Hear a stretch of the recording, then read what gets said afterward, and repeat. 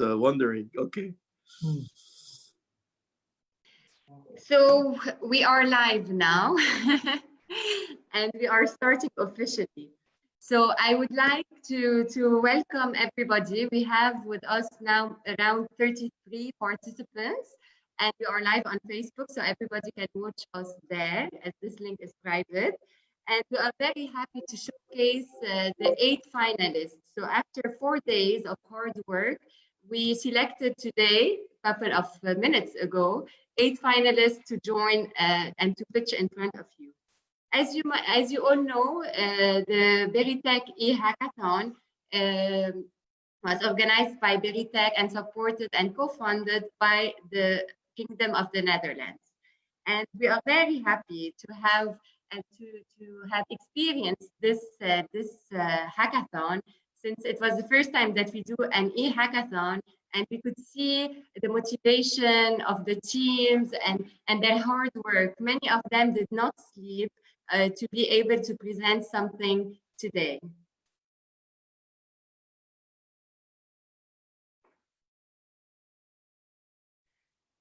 So the Berytech e-Hackathon, we had with us great supporters. So we had Holdal as a platinum sponsor, we had Nassim Akkar as a gold sponsor, and IPTEC as a silver partner. As a member of the Global Compact Network Lebanon, the Clean Energy Program and this e-Hackathon contributed to the following sustainable goals, development goals. This would have not been possible without the support not only of the partners and the family, but also the experts, the mentors, the judges that are here for the pre-selection and for now the selection. So I would like really to thank all of you for your great effort. Each one of you helped us in some way, and we are glad to see so much support coming in this ecosystem to push entrepreneurship forward and to try and motivate people working on innovations, specifically in this case in the clean tech sector, working on and going forward. I would like first to thank the check-in team. So for the people that are not aware of the check-in team, it's a team of friends and partners that were put together and were assigned to each team. So during these 4 days, each one of Georgie, Sabah, Hannah, Toni, Sarah, Dia, Dana, Abu Shara, Ryan, Zahi, and Cynthia from different partners from Lockseed Robotics, Regino, CWAS, DigiMart, Waterlution, Park Innovation, and of course the Berytech. They followed up every single day with the teams. Even yesterday, they had a call with them at 1 a.m. One of the check-in team member had a call with their team at 1 a.m. And this shows not only the motivation and the seriousness of the team, but also of the friends and partners of Berytech in following this mission. So here are some pictures of yesterday's night. As you all know, it was an e-hackathon, yet there was so much connection and so much pictures sent that we felt as if we were sitting with them. Just to go through a quick overview of the agenda, the teams went through a 4-day e-hackathon. So the first day, it was all about technical sessions for them to understand what they would need to submit as a prototype today.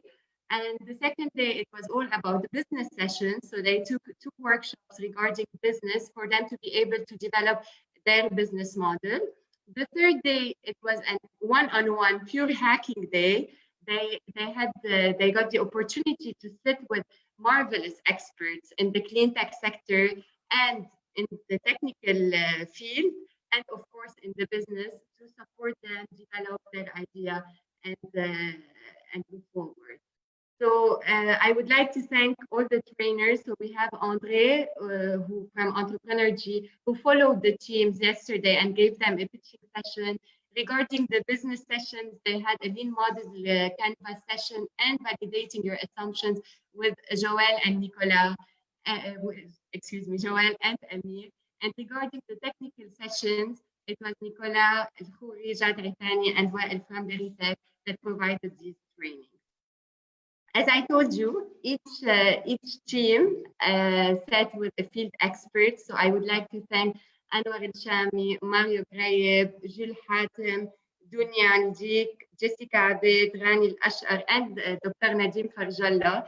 Based on the background of the idea, whether it was into waste, water, or energy, they were assigned to sit with the experts. As for the technical, since I need to present a prototype and a business model, they had to sit with the experts. So it was divided whether they are working on software or hardware and IoT. And I would like here to thank Christophe Zerbi, Jad Aitani, Jad Salhani, Nicolas Khouri, Sevak Babikian, and of course the Berytech team. Regarding the business mentors, we had so many responses of business mentors wanting to join this initiative, and they actually set with several teams. So thank you, Eddie Akharas, Maurice Maouad, Karine Fersan, Christine Francis, Patricia Kebbe, Shadi Snifer, Sami Saad, Sarah Yaoub, Maroon Saber, and Nadine Asmar, Pauline Sawaya, Miriam Habbala, and of course, Constantin Saleme and the Berytech team. Before the final pitches, we had 17 teams that actually pitched during the pre-selection, and they were selected through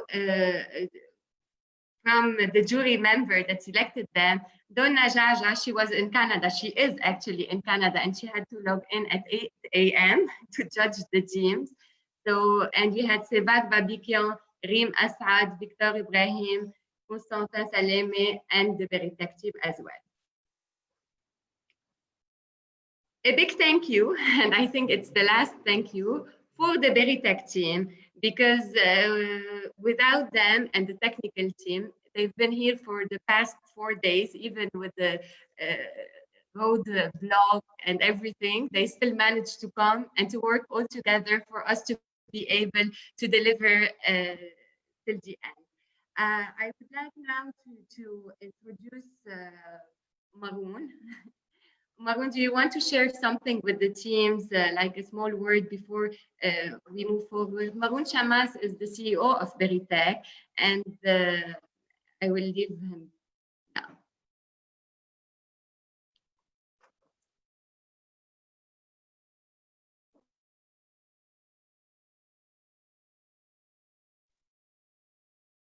Maroon, you are on mute. I thought that when you start video, automatically you're unmuted.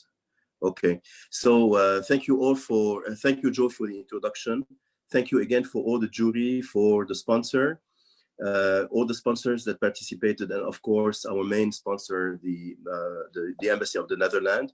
Thank you for all the team that have participated, and I wish you all the best and good luck with the jury members. Thank you.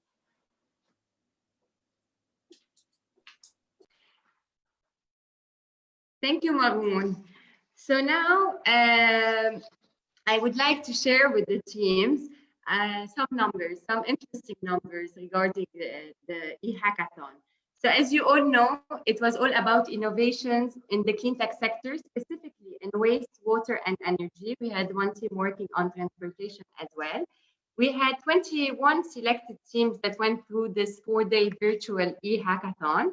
18 teams went through, 17 teams went through the pre-selection. This time we also introduced Slack, and 142 from experts, mentors, participants joined Slack and sending over 2,700 messages, which was quite interesting. We had in total 70 participants, 27 virtual rooms, and 105 one-on-one virtual meetings happened during these 4 days. So the teams now will have 3 minutes to pitch for them to get the chance to win prizes. So the first prize is $5,000. The second one is $4,000, and the third one is $1,000. The first two will get direct access to the Cleanergy Accelerator, and they will be automatically selected to join the accelerator. So they will have 3 minutes to present their pitch. So they will be pitching for 3 minutes, and they will have 1 minute to present their prototype.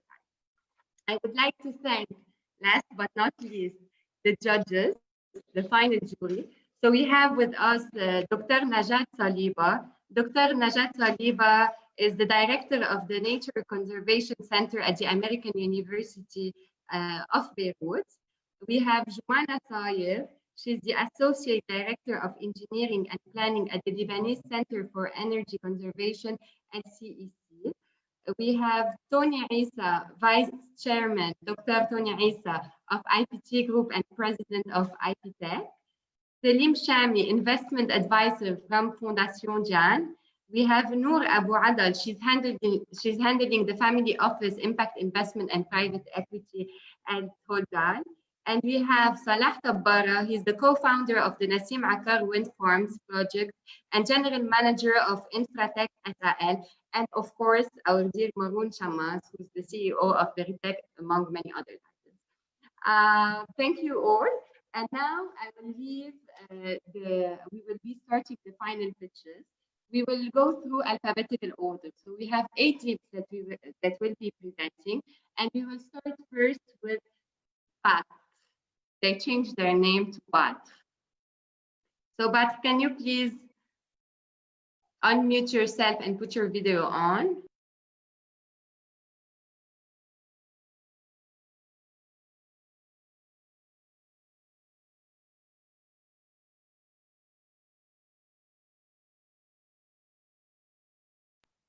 But please unmute yourself and put your Nicolas, please.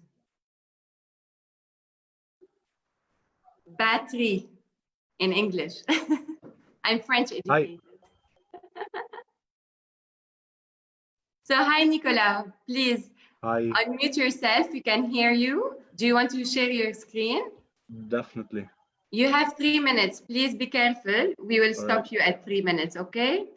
Okay. Thank you. Can I start? Okay, perfect. So 210,000 lira. This is the price of a new laptop battery today. On the other side, we are dumping in our land more than 200 million Lebanese pounds of reusable laptop batteries per year. So we're not only wasting money, but also harming our environment. After 4 days of hard work, we came up with a simple solution: battery. Battery is a modular battery testing, sorting, and recycling factory that provides access to refurbished batteries and recycled materials. So how does it work? It's a simple 3-step process. Number 1, we collect dead batteries from the market, disassemble them, and then load the cells into the machine. Step number 2, the batteries will be characterized, tested, and labeled using a predictive model. And step number 3, the machine will automatically sort the batteries for recycling or for refurbishment or reusing. We're focusing first on the laptop battery market in Lebanon and the GCC until we reach a scalable proof of concept. After that, we're going to target the booming electric vehicle battery market globally. And so far, we've validated our idea with multiple companies from all over the world, India, US, and Lebanon. And we managed to get their interest and sign a letter of interest in 4 days. So our first prototype will cost us around $20,000, and it will be able to produce and process around 400 laptop batteries per month. So how do we source our batteries? First, we target laptop users and laptop maintenance shops.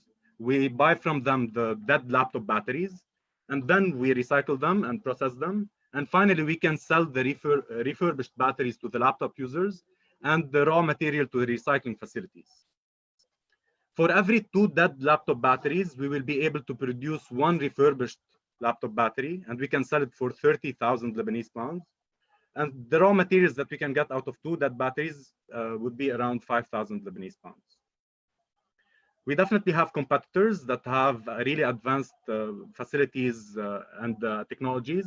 However, they are not scalable, not modular, and they do not have any refurbishment centers, which gives us a competitive edge. This is our team. We have amazing, diverse expertise that it's not easy to find and hire today in the market, especially the combination of battery, data science, and chemistry. We met over the last couple of days. Some of us didn't know each other.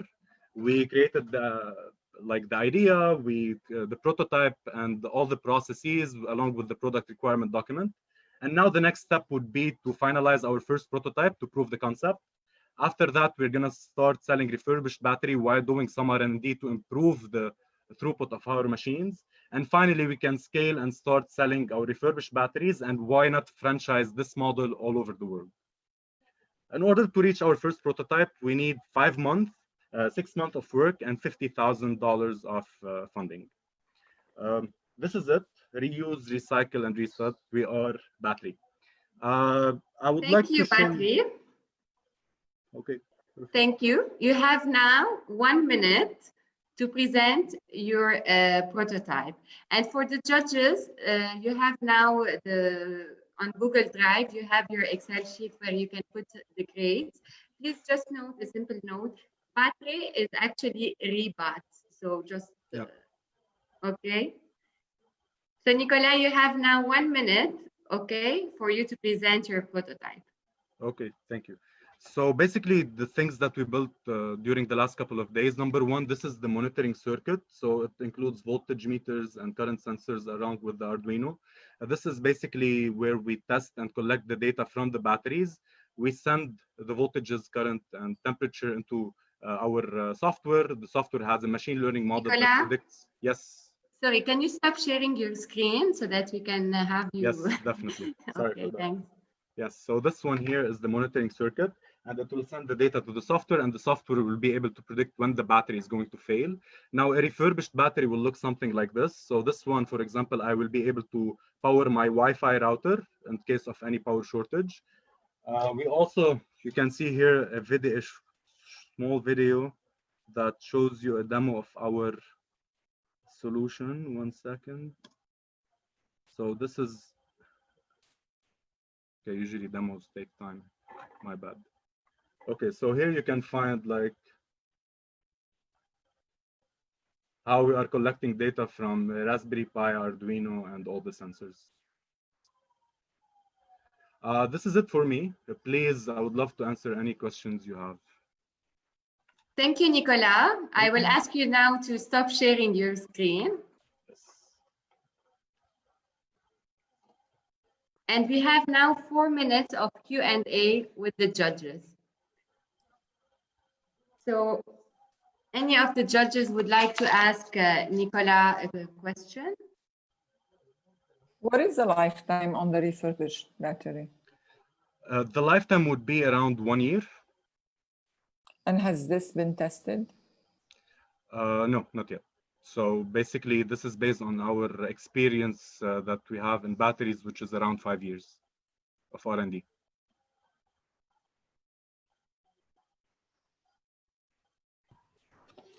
Nicolas, great stuff. Thank you for your quick presentation.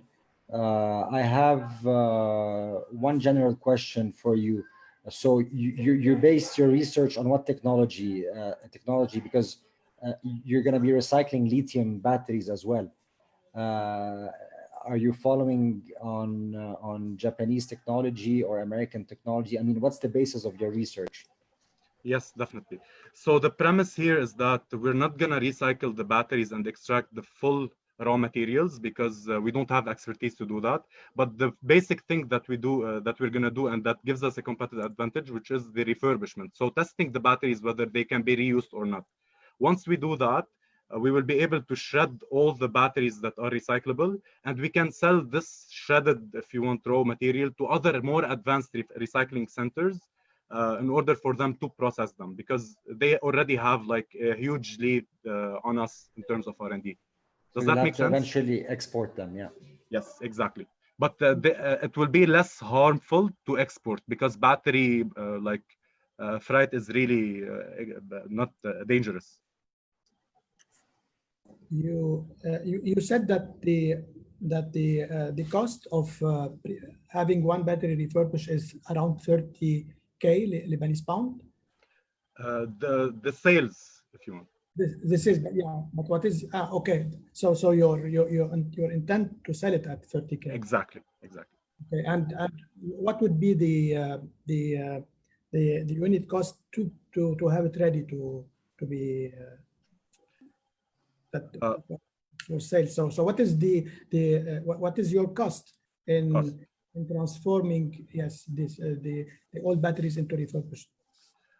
So at the beginning, it will be a loss, and I'm sorry we didn't have the chance to calculate all the unit costs. But basically, to buy the raw material, which is it would be like 2 dead batteries, which is 8,000 lira, and the operational cost of the machine it would be around at the beginning around $5,000 per month. So based on the calculations, we will not be at profit, but eventually, as we optimize the throughput of the machine, it will become profitable. Okay. Okay, thank you, Nicolas. Thank you. Thank you so much. I will give a minute for the judges to to put your grades. So good luck. In the meantime, I will ask Estra to get ready, please.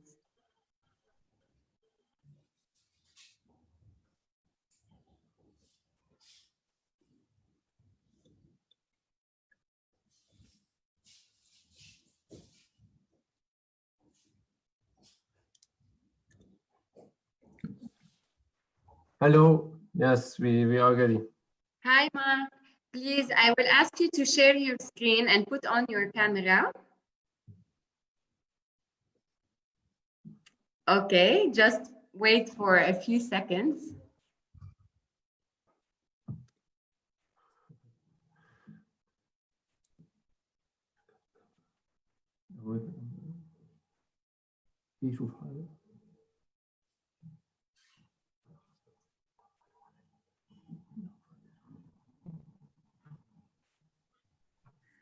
Okay, so Mark, just a small reminder, you have 3 minutes to pitch.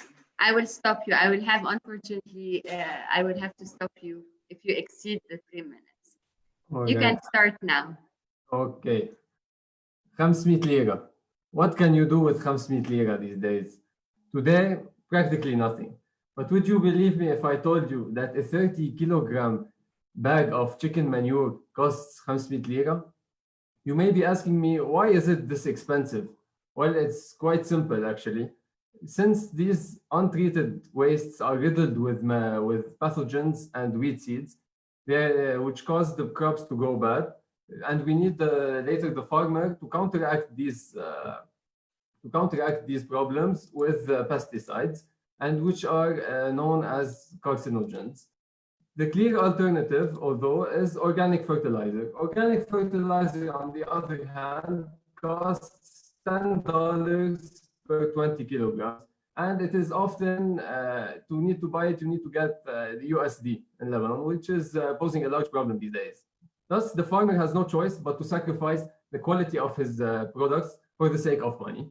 Astra aims to combine the best of both worlds with organic fertilizer at a competitive cost. So first, we will target plant nurseries and hobbyist farmers who usually opt for higher quality of products, but they also don't mind saving money. Nobody minds saving money. Then we will target agriculture farmers who we will win over by our superior quality and competitive prices. We also aim to enter the $110 million Lebanese fertilizer market and the $6.9 billion Middle East and African fertilizer market, in addition to later on the $68 billion global fertilizer market.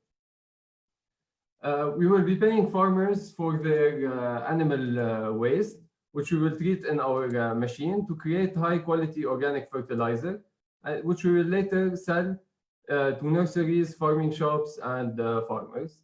Our competition is numerous, but it includes imported organic fertilizer, low quality animal waste, and local composting products.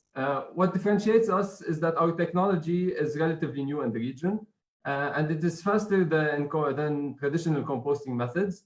Usually, traditional composting takes around 40 to 60 days.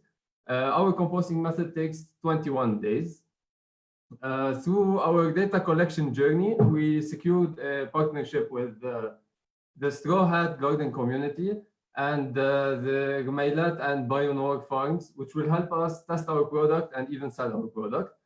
My name is Sharbil, and along with Mark and Gabby, we are a team of passionate engineering students, and we are dedicated and we share a vision to make Lebanon a better place. Throughout this hackathon, we started with the idea of creating a complex system that would be sold to farmers, but the business team at Berytech helped us pivot our idea into a service idea. We will be providing a service where we build the machine and operate it ourselves, and hopefully turn waste into money. Thank you, Mark. Mark, now I want you by to the way, it's Sharbil, okay, you're using Mark account. Okay, so now I will ask you to stop sharing your screen and show us your prototype. The prototype is actually in the screen. Okay, can you go back, please? Okay, can you just show us the prototype? Okay, yes. Perfect. Now you have 1 minute to explain, okay? All right, so this is the large funnel. It will, we will dump the organic waste through it, through traditional methods, nothing fancy. Then a conveyor belt will take it to the reactor. The reactor is an anaerobic digestion reactor. It will have a hydraulic retention time of approximately 20 days. We can alter this this time depending on further research, but previous research suggests that 20 to 25 days is good enough. After they are digested in the reactor, the sludge, which is a mixture of water and fertilizer, will be dried using the small green dryer. This green dryer will dry the waste so that we will be able to package it and sell it. The liquid fertilizer is, we can also sell the liquid fertilizer without drying, but it will require nearby farms and will have to be stored in cisterns or and transported in citerns. The system will also produce methane gas, which can be stored, and we can optimize our waste constituents to produce even more methane, which can also be used to produce electricity and hopefully drive down our costs even more. Thank you, Estra. Thank you. So now I will ask the judges if anybody has any question. Sharbil, he's still with us? Yes. Sorry, I really didn't understand what it is exactly. Sorry for being a bit. Can you put it in simple words? Okay, so Estra is a service company. We will build this digester. It will take the waste of the chicken and cow farms, and we will digest it into organic fertilizer. Simply, we optimize the grade of this manure. Okay, so it's just chicken. It's just a chicken. Yeah, we can expand to further options, but we are a bit shying away from organic products since contamination is usually a problem in Lebanon, at least. Okay. And have you tried the prototype, or it's just I mean on paper right now? No, it's just on paper. And no, we've been working on it for 4 days. And okay. That's weird. Okay. All right. Thank you. So Sharbil, what's innovative about this? Is this something new? Actually, in the region, yes. No, we don't have these reactors much in the region. But it is innovative since we are able to bring down the costs of organic fertilizer. I know the used methods today, the aerated stockpiles, they take a lot of time, 40 to 60 days, and they produce in lumps. You have to make this static pile into a lump. While our product, you can constantly feed it and will constantly output manure fertilizer. So it's not just a one-time thing, it's just continuous. The 21 days, we don't have to wait 21 days every time we put manure. So we just have to kickstart the machine for 21 days, then it will start producing.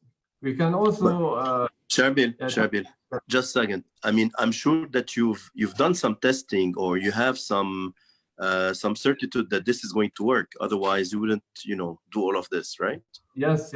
We tested it on a software. It's called GPSX, and these reactors are available worldwide, and the numbers were promising on our simulations, at least. Okay.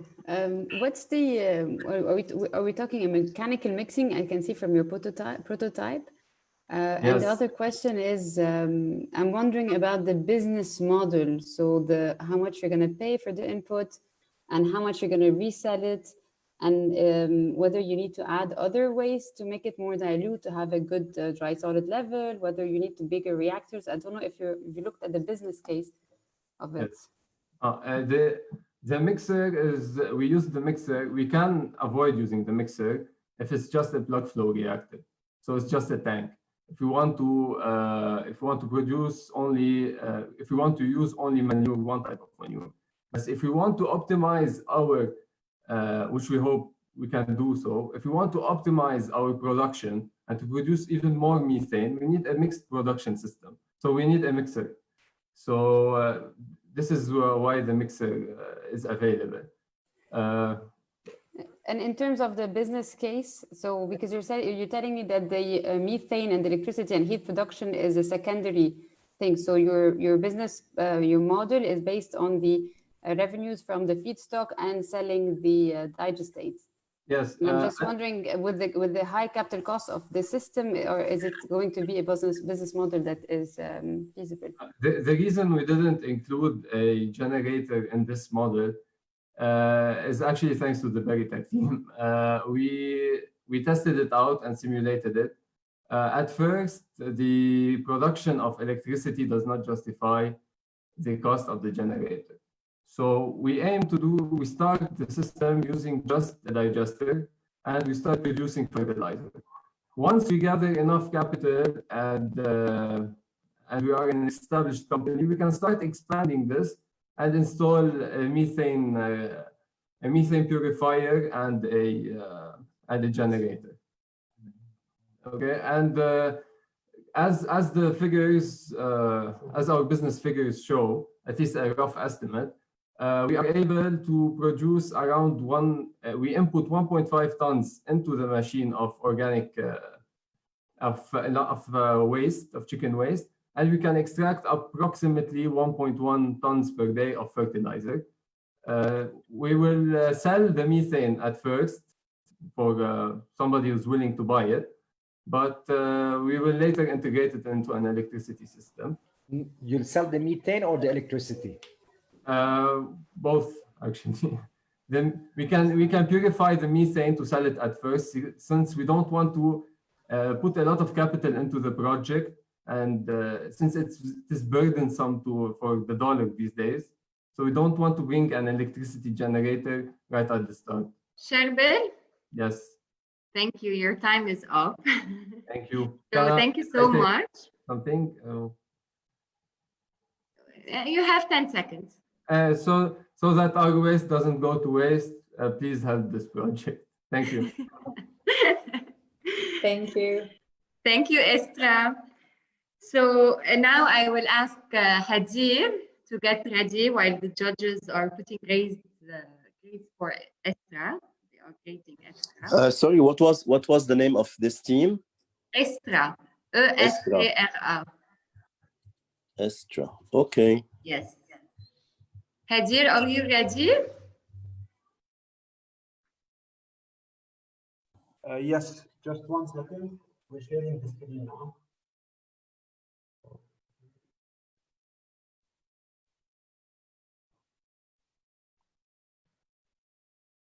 Okay, I will tell you when to start, okay?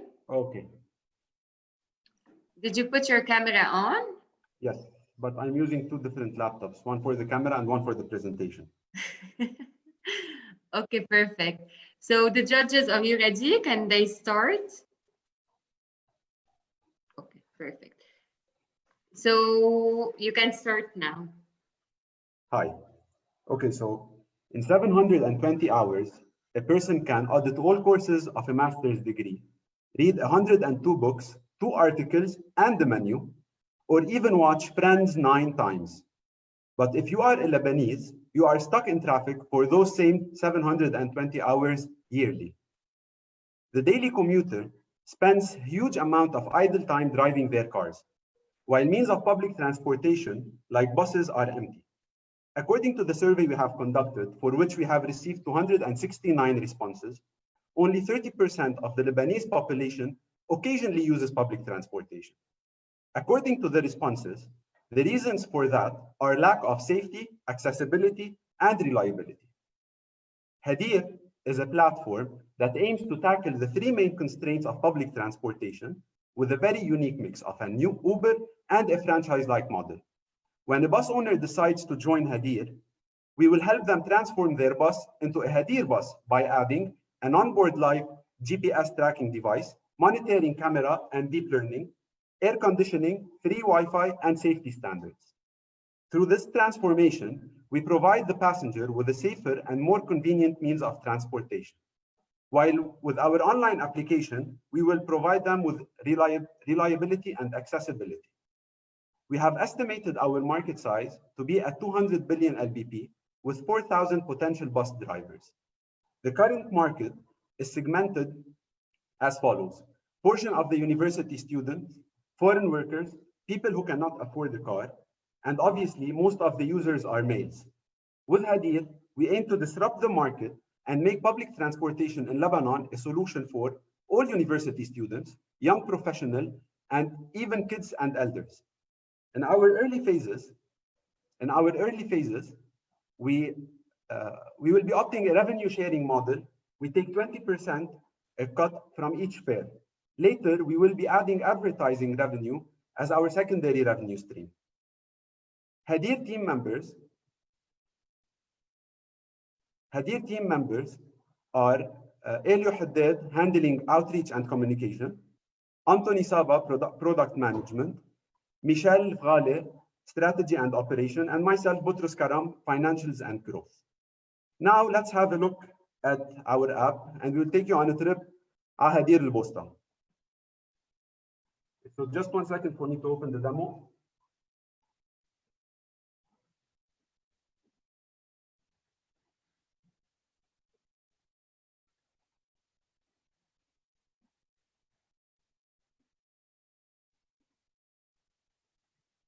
Okay, so at first, this is our app, and this is what you see.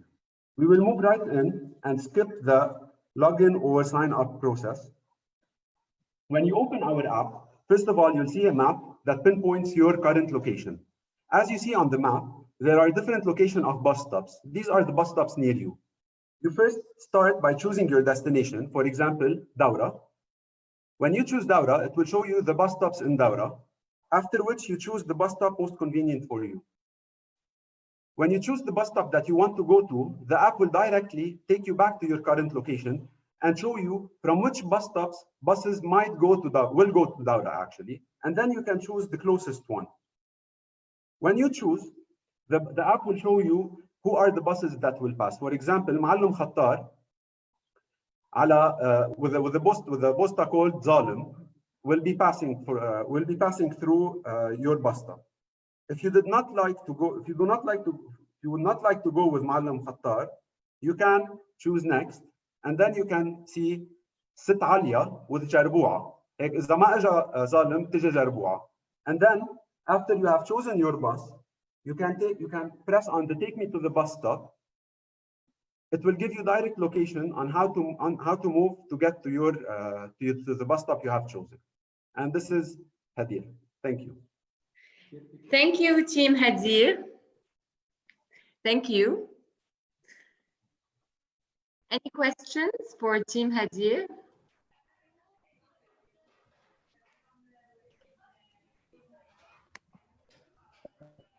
Good So stuff, two Team questions. Hadir. How do you, Yeah. It's pretty straightforward. It's something that we need. Actually, we've been talking during the past couple of weeks, the possibility of having public transportation. And in the Grand Serai, I many times referred to the fact that technology can make this happen. And the user experience of public transportation in Lebanon is quite poor, let's say, and people do not engage in public transportation. But with technology and the right transportation means, I think we can save a lot of money and a lot of dollars that we badly need today. Thank you. Thank you. Quick question: who's responsible of buying the asset? Is it or the bus in that specific case? Is it yourself, or you just provide the platform and the technology? I will have my colleague, Michel, he's my teammate. He will be answering this question as he's in charge of operations. Hello. So we do not own the buses. It's an Uber model. So the bus driver will come to us and we will equip the bus and ensure some type of standardization. So we will own the technology and the platform. We will maintain the technology on the bus, but we will not own the bus.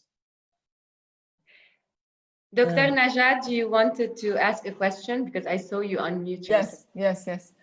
My problem with the buses is that they move too slowly, and instead of taking 1 hour, the bus has a very long route and it takes probably 2 hours, double the time, if not more. So instead of 720 hours per year that I will be spending, I will be probably, if I take the bus, I will probably spend double this amount. How do you want to account for that? How does your app account for that? First of all, if you take the bus instead of taking your car, and several other people are taking buses, then there will be less traffic automatically. So you won't be stuck in traffic for 720 hours anymore. Plus, we have Wi-Fi equipped buses. So whatever you can't do while driving, you can finish work, you can do your calls, you can do anything you want to do. And plus, at first, we will be starting with one bus and testing the routes, and then aiming to a model where buses do not stop randomly. They stop at exact spots, which is a culture that we do not have currently in Lebanon.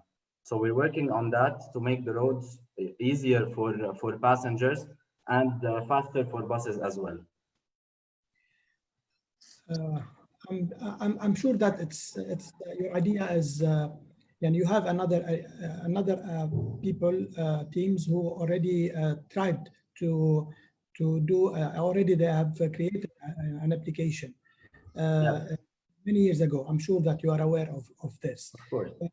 Have you done like a study why was not your competitors in the market were not able to have this application working properly, even though? Yes, well, previous ventures were actually working on routes and on optimizing the bus routes and on letting people know about the routes and the bus stops, while we focus on the experience and on the cost. So we found through our survey that the problem is actually with the user experience on the bus. It's not there, and no one has even tackled this problem yet. So they are usually starting with routes and organizing the routes and bus drivers, while we figured a model where we can integrate the bus driver culture with our model in a way that they can make even a higher income if they just get into a system. So we're fixing the user experience instead of worrying at first about the routes and where we can find the buses. Thank you, Hadir. Thank you. Thank you, Joe. Now, I will ask Team Nadira to get ready. Yes, for sure.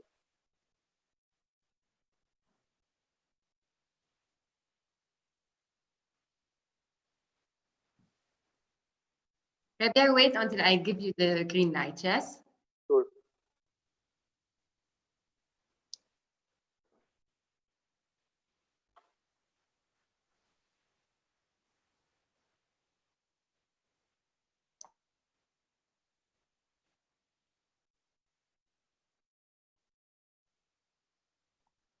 Judges, are we ready?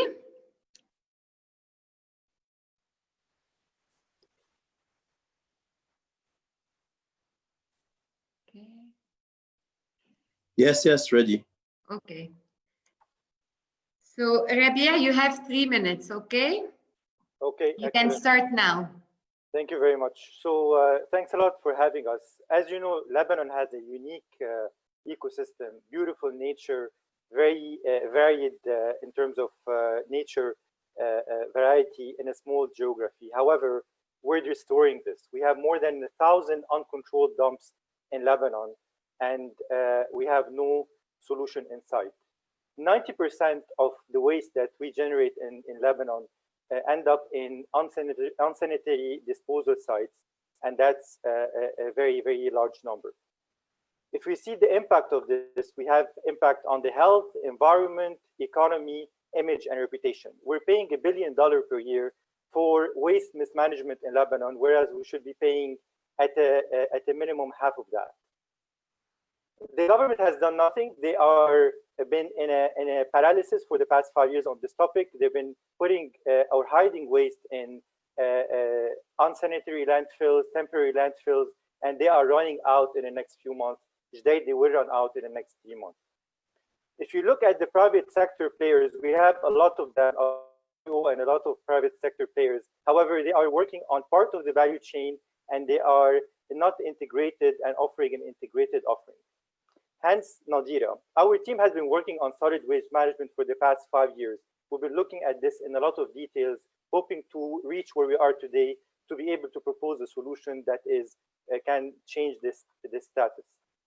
What we want to focus on is on the white space here. So we want to be focusing on prevention, reuse, and sorting, and focusing on verification and enforcement, and have a 360 view on the whole overall value chain to help municipalities in doing this in a better way and have a breakthrough in Lebanon. Our system has apps for citizens that are citizen-centric apps. We have apps for collectors that allow them to do the tracing and verification. And then we work with SMEs and startups and scavengers, SMEs just like battery that we just saw today, to get all these batteries and be able to work with them. And we report back to the municipalities. This is our apps. We have personas that have been tested on the ground over the past few days with 11 users. We have drafted the user journey of that. The app allows users to learn about recycling, know where the drop-off points are, and give them badges telling them what's the impact of what they've done, and give them access to the online store to buy reused items so that we can avoid waste at the same time help these people. We aim to reach 320 households by 2025, diverting 500,000 tons out of the waste sites. And we are going as well to make money out of doing that by generating $7.5 million. Our team is very experienced. We all have been working together for the past 5 years on a EU-funded project to do a project in Jazeen and Cleantech, and we are putting all of our efforts on this solution to make a breakthrough with our advisors in AUB, Dr. May Masoud and Dr. Marco, and a team that has been working together closely for the past several years. Thank you very much, and we're happy to hear about your feedback. Thank you, Rabia. Now you have 1 minute to present your prototype, okay? Yes, definitely. So we're going to show you the resident app. So that's the app that the citizens will be using, and the residents in that area.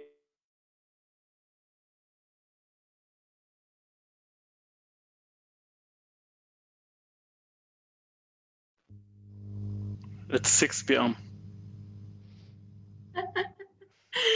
Okay. Sorry, Rabia, you're back. I had a power cut, so I just went back on my mobile home phone. So sorry about that. Go ahead. Okay, so basically, so we're showing the Citizens app. The Citizens app is we have a welcome screen that is followed by verification to make sure that that person is a resident of that area.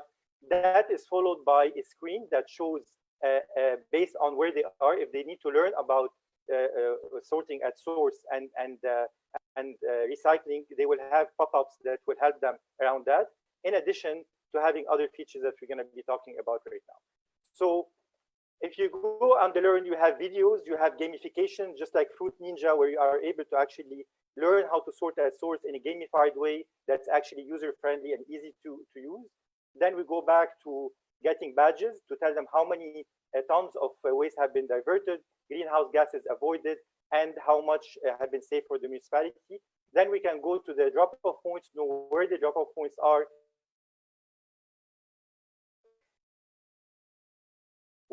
where the recyclables should be put, and where the special waste like batteries can be put.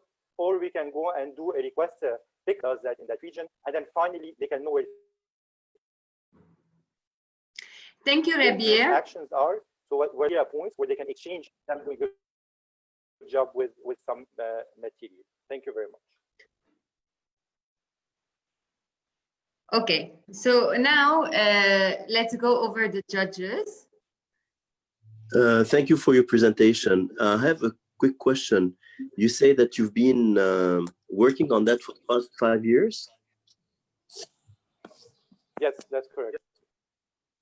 Okay, so can you tell us? We've been working on the past 5 years, but yes, but not on this project. We've been working on a grant that we have received for 5 million euros from the EU to develop a model waste management project in Jazin, Iqlim al-Tefah, and Rihan. We're doing that along with Dr. May Masoud in the AUV, and we have developed for the first time in Lebanon an integrated master plan for waste management for an area, and we are about to commence implementation right now. So we have learned by doing that, we have learned a lot of different things. For example, we've done waste characterization, we've done soil testing, we've done more than 700 surveys with citizens to understand their attitude towards waste and towards using systems like that. So we're putting all of that into this offering that we're discussing today. Okay, but concretely, what can you share with us that you know, some success stories that you had for the past few years?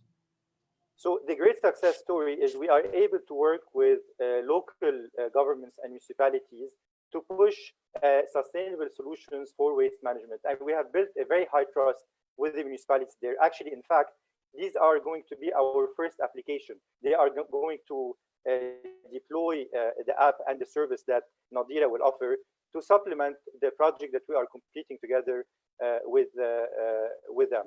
So the best thing that personally I've learned about is how to work with local municipalities that I'm not from that region. I just went there to help them, and they were very eager to get our help and to work together. And now we have 3 other candidates in Cherry and in Akkar that are we're in talks with them at a high level to start collaborating together on. But is it implemented? No, this is a hackathon. So we've been doing. No, not the hackathon. What you did for the past few years. Yes. Are they implementing it? We just finished the master planning right now, and we are going into the implementation phase. So this is the Promari grant. If you've been following the grants that the EU have been offering. So we applied 3 years ago. We only started the project 2.5 years ago. We did a very lengthy baseline. It's like a 300-page report that has the cost of waste management. It has a lot of data on the residents, the surveys that we have talked about, to understand very well the attitudes and how things are happening right now on waste management. And then now we're going into getting things built on the ground.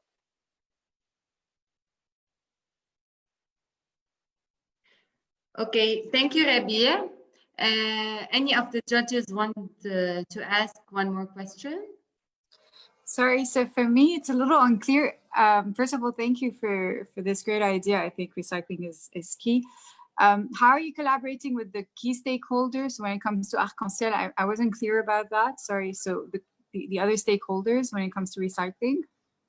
Yeah, absolutely. So we're focusing on three things. We're focusing on sorting at source and the app that allows people to understand how to sort at source.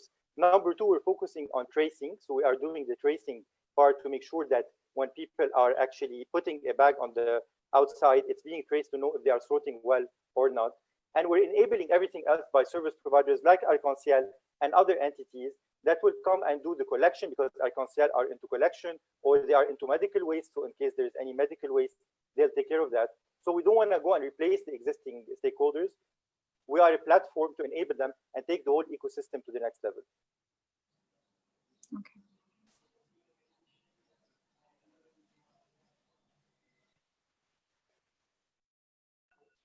Okay. Thank you, Rabia, and thank you, Team Nadira. So now I will ask Recycling Power to get ready, please.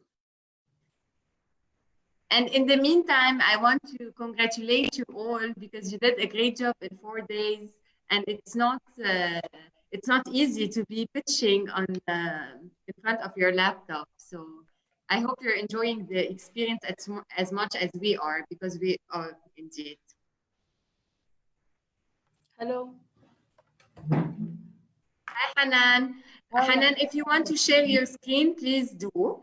Yes, I did it. Yes, I can see it now.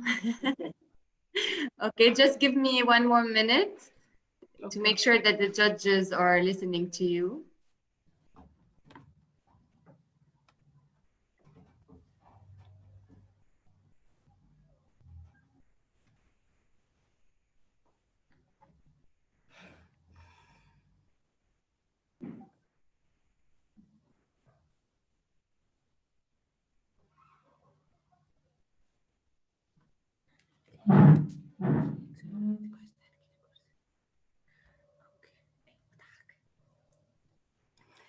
So are we ready? Hanan, are you ready?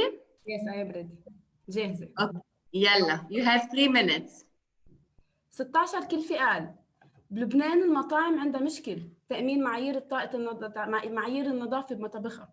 كلفة عالية على مزارع الدجاج ليأمنوا التدفئة، وكلفة سماد عالية كبيرة على المزارع. اجت الريسايكلينج باور بالسي اند اس ديفايس، خلى المزارع يشتري السماد بكلفة أقل ب 16 مرة، بدل ما يدفع $8 عم يدفع بس 50 سنت. الجهاز عم نحطه بقلب المطعم، عم نحط فضلات الأكل اللي عم تطلع بقلبه، عم بحولن الديفايس لفرمات صغيرة، عم نرجع نعمل كولكتنج لهذه الفضلات، ناخذهم لعنا على السيستم بايوغاز سيستم بيحولهم لسماد ولغاز. نرجع السماد والغاز منبيعهم للمزارع لمزارع الدجاج، منبيع الغاز، وللمزارع منبيعوا السماد. المطعم صار عنده مساحة خالية من الروايح، ومعايير النظافة صارت أعلى، وخف استخدامه لكيسين النايلون. مزرعة الدجاج صارت فاتورة الكهرباء عندها أقل بكتير، المزارع زاد إنتاجه بكلفة أقل بدون استخدام أي مواد كيماوية، كله بيور أورجانيك. سوقنا بلبنان هو $3.4 مليون، قادرين نوصل بالغاز ل $1.5 بليون. بالمينا ريجين عم نحكي $21 بليون، $87 بليون للغاز. المشروع بده يكلفنا $25,000 بس منطلع من السماد لحاله $350,000. بنتميز عن غيرنا بأنه المصنع اللي نحن عم نعمله كلفته عم بتكون كتير قليلة، عملية إنتاج سريعة للسماد، خلال يومين عم نطلع السماد، والغاز عم بيكون نوعية مرتبة، حتى سعر السماد والغاز صار أقل، نظام صديق للبيئة وعم نفرزه من المصدر. بدنا نعتمد بالماركتينج بلان اللي قلنا الريفرال سيستم، بدنا نعطي عينه من السماد للمزارع ليجربها، كل مجموعه من المزارعين بنعطيهم عرض خاص، وبدنا نزور المطاعم ونحكي معهم بشكل خاص ونعمل معهم شراكه. انا حنان اسماعيل عم كفي دكتوراه بالاقتصاد، حسين مشلب ويب ديفلوبر اند ديجيتال ميديا ديزاينر، ومحمد عبد الساتر كل دراسته كانت عن البايو ديزل والبايوغاز.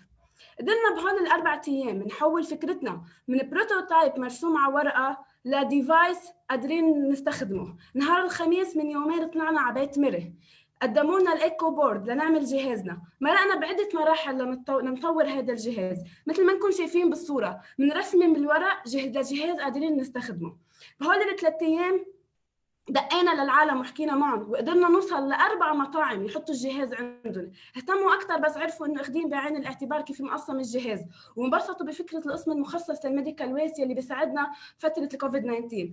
مزرعه نصر الدين قبلوا يركبوا سيستم البيوغاز عندهم بارضهم، وثلاث مزارعين بدهم يشتروا الفيرتيلايزر وكثير محمسين للفكره. بعدنا البروتوتايب وصلنا لهون، كيف بس تصير سمارت بين موصولي بابلكيشن، لوين معقول نوصل؟ شكرا.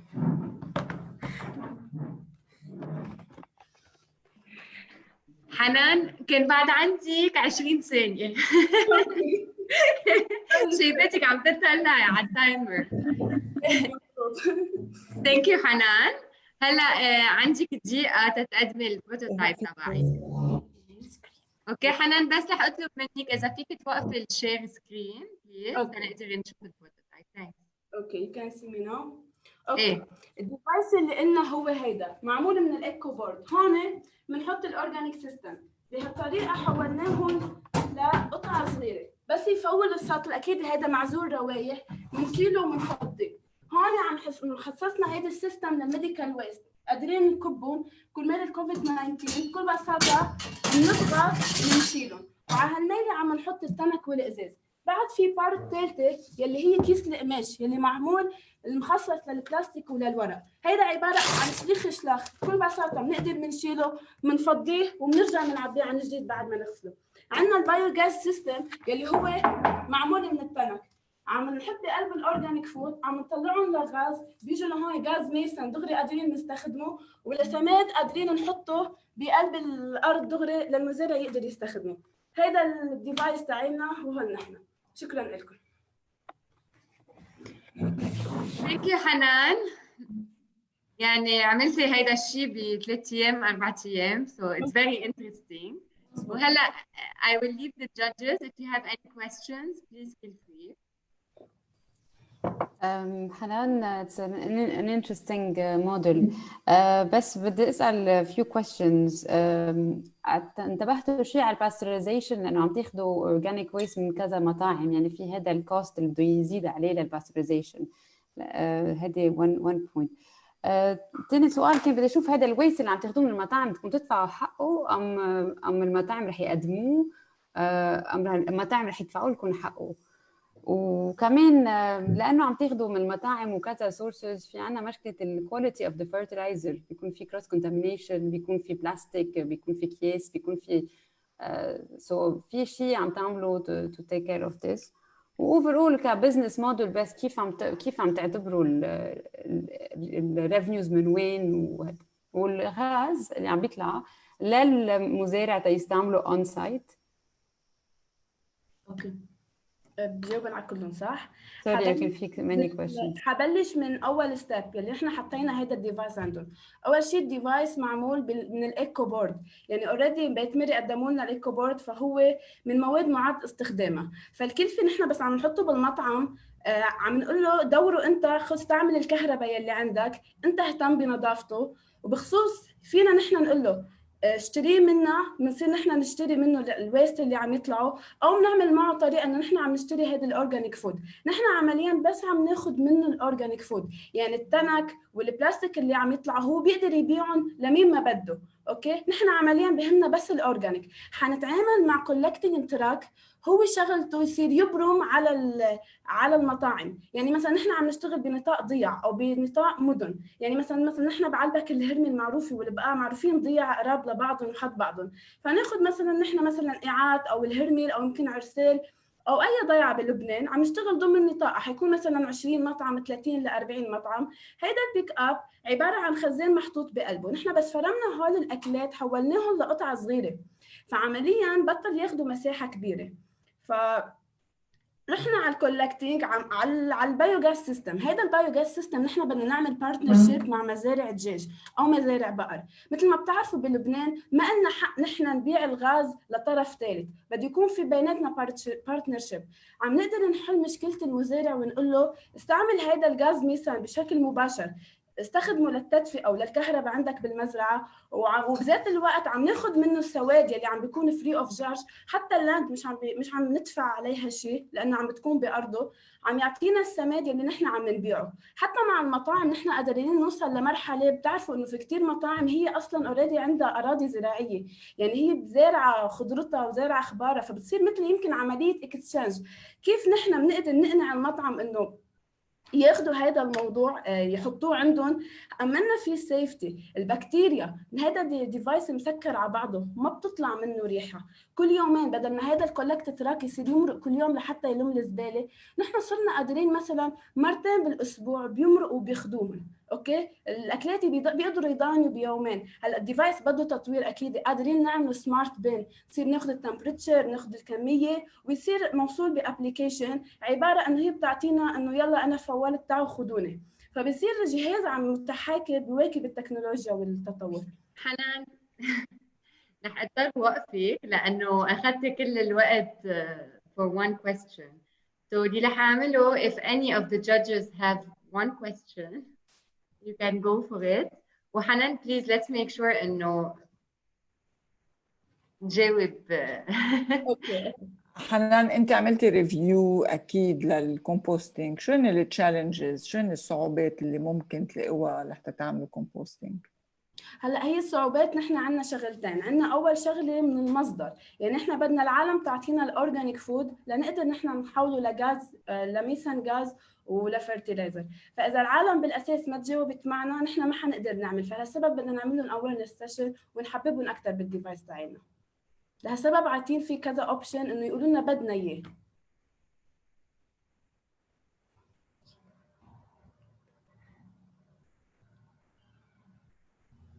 Thank you, Hanan. Thank you so much, and Recycling Power team. Yes, thank you. Now I will ask Reseko to start getting ready, please. Hello. Hi, One second. Christopher. Yes, take your time.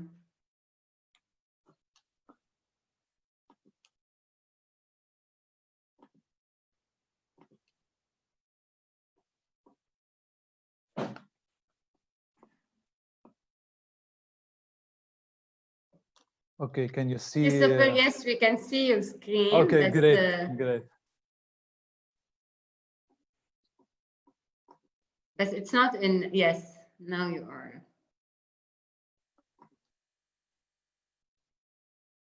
Okay, great. Yes, now it's presenter view. Okay, just 1 second, Christopher. Let's make sure that all the judges are ready and finished putting the grades. Are you ready? Yes, of course. Okay, Christopher, 3 minutes. You can start now. Okay, $143,000 of recyclable waste is landfilled every day in Lebanon. This is because more than 75% of recyclable waste in Lebanon and low-income countries is not actually covered. To determine the reasons, we surveyed people in different regions, and we realized that 50% used to sort their waste in 2015 after the waste crisis, but stopped, since there was no one to collect and because municipality mixed all waste together. We went and talked to municipality mayors across Lebanon to ask why did they not invest in a local sorting facility to recycle. And this is when we discovered 3 main problems with the existing traditional sorting facilities. 1, labor cost was too high, and selling recyclables after sorting them did not cover these expenses. 2, recycling rate was too low and people did not sort at home. 3, there was no space availability away from population for this purpose. This is why we decided to work on a smart waste container that can be placed on any street of a village, town, or city. The container takes a household waste bag with mixed cardboard cans, plastics, glass, and electronic waste, automatically sort them and compacts them. This product will help in reducing labor costs since the process is automated, increase recycling rate by giving more accessibility for the people, and reduce space area required. Our smart container will take a waste bag, open it, and release the items inside, segregate them, and then each recyclable item is sorted in one of the 10 bins using computer vision and AI. The world generates 2.1 billion tons of solid waste per year, and the MENA region has 6.5% share of that, which has a market value of $16.64 billion. We are currently working on the Lebanese market worth $256 million. But first, we will target only 1%, which is equivalent to $2.6 million, and growing at a 9% annual growth rate. How will we make our revenue? We will be selling the container with an operation and maintenance contract, provide a waste management as a service for a monthly subscription, and a yearly subscription for the data collected. We will be serving municipalities, universities, schools, and big commercial centers, and will reach them through B2B and digital marketing, direct communication, and partnerships with international NGOs that usually provide grants for environmental projects in Lebanon. Now, of course, we are not reinventing the wheel, and we have identified some international competitors, but none are in the region. And we are the only ones active in the decentralized and high capacity. What also sets us apart is the great team behind this entire effort. Aya Hariri with 3 years of experience in sales and customer support. Mazen Farhat with 5 years experience in contracting. Kevin Haney, computer and communication engineer, and myself, 4 years of experience in solid waste management. So during this weekend, we were able to develop an algorithm that can detect each kind of recyclable, also determine the cost of the container, as well as the machines inside and the details of the mechanical operation. Thank you. Let me show you the demo. Thank you, Christopher. You have now 1 minute for the demo. Okay. Let me know when you're ready. Yes. Okay, so this video, are you seeing my screen? The video? Yes, yes, we are. Okay, great. So this is in Big Lean and Big Fire. I went there and took a video over the conveyor belt. I stood and you can see my feet here. We took the video, processed each image in every frame, and trained the algorithm to detect recyclables. And of course, with time, this accuracy will increase and detect better. We also have a 3D model of our product. 1 second. And eventually you'll use big data. Yes, exactly. Exactly. So this is the container from the inside. This is these are the separate components as I showed you. All these fit inside a 40-foot container. And this is the container on the street. As you can see, there are solar panels as well, which will provide electricity and if there is any shortage. Perfect, Christopher. Thank you so much. Great. And now is the time for the questions. Yes, of course.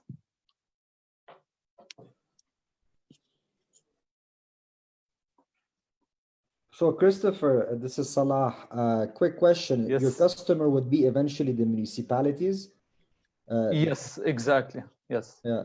Now, the main challenge in today's time in Lebanon is obviously our state is having a very tough time collecting its taxes, so they won't be able to allocate enough resources to this ever important sector.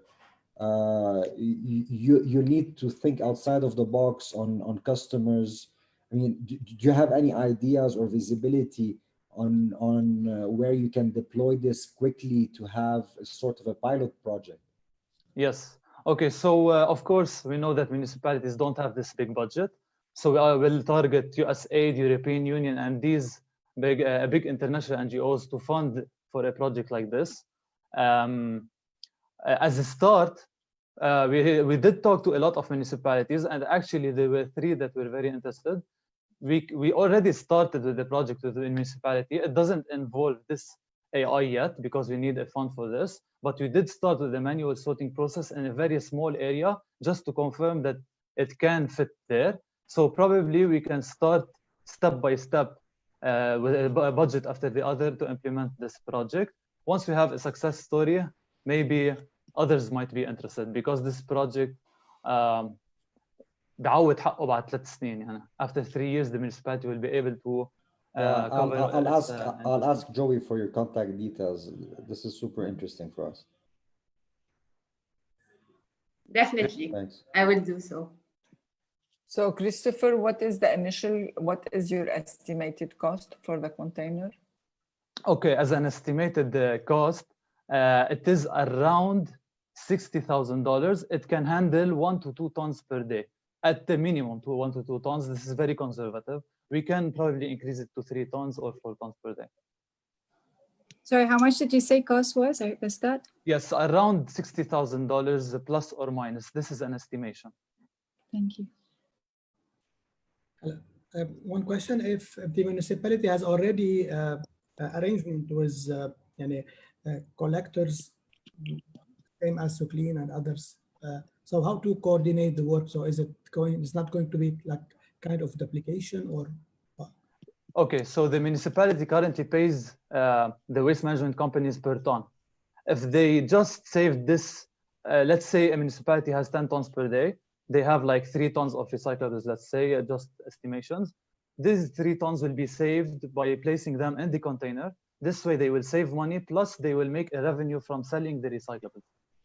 So it is better for the municipality to have this system. Christopher, one question, please. Yes, of course. Are you collecting organic waste together with non-organic waste? No, this initiative is only for bags with mixed recyclables only. If there are impurities, they will be removed. We have a machine inside that will remove them. But of course, the less organic waste, the more efficiency of the AI and the more the output we have, the better the output and the cleaner the output. Of course, but can you tell us a little bit about this device that can detect impurities, etc.? Is it something that you already worked on, or is it something? Yes. Okay, I can show you in the video. I have one section in the video. There are impurities, and it did not detect them. Let me just share my screen again.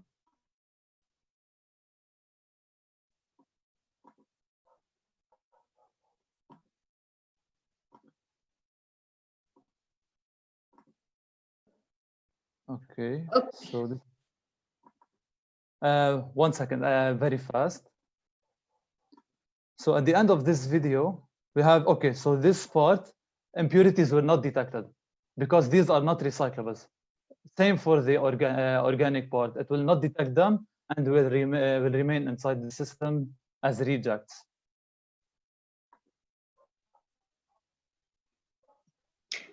Thank you, Christopher. Thank you. Thank you. So this was Team Reseco. And now we still have 2 teams left. So I will ask Solarly to get ready, please.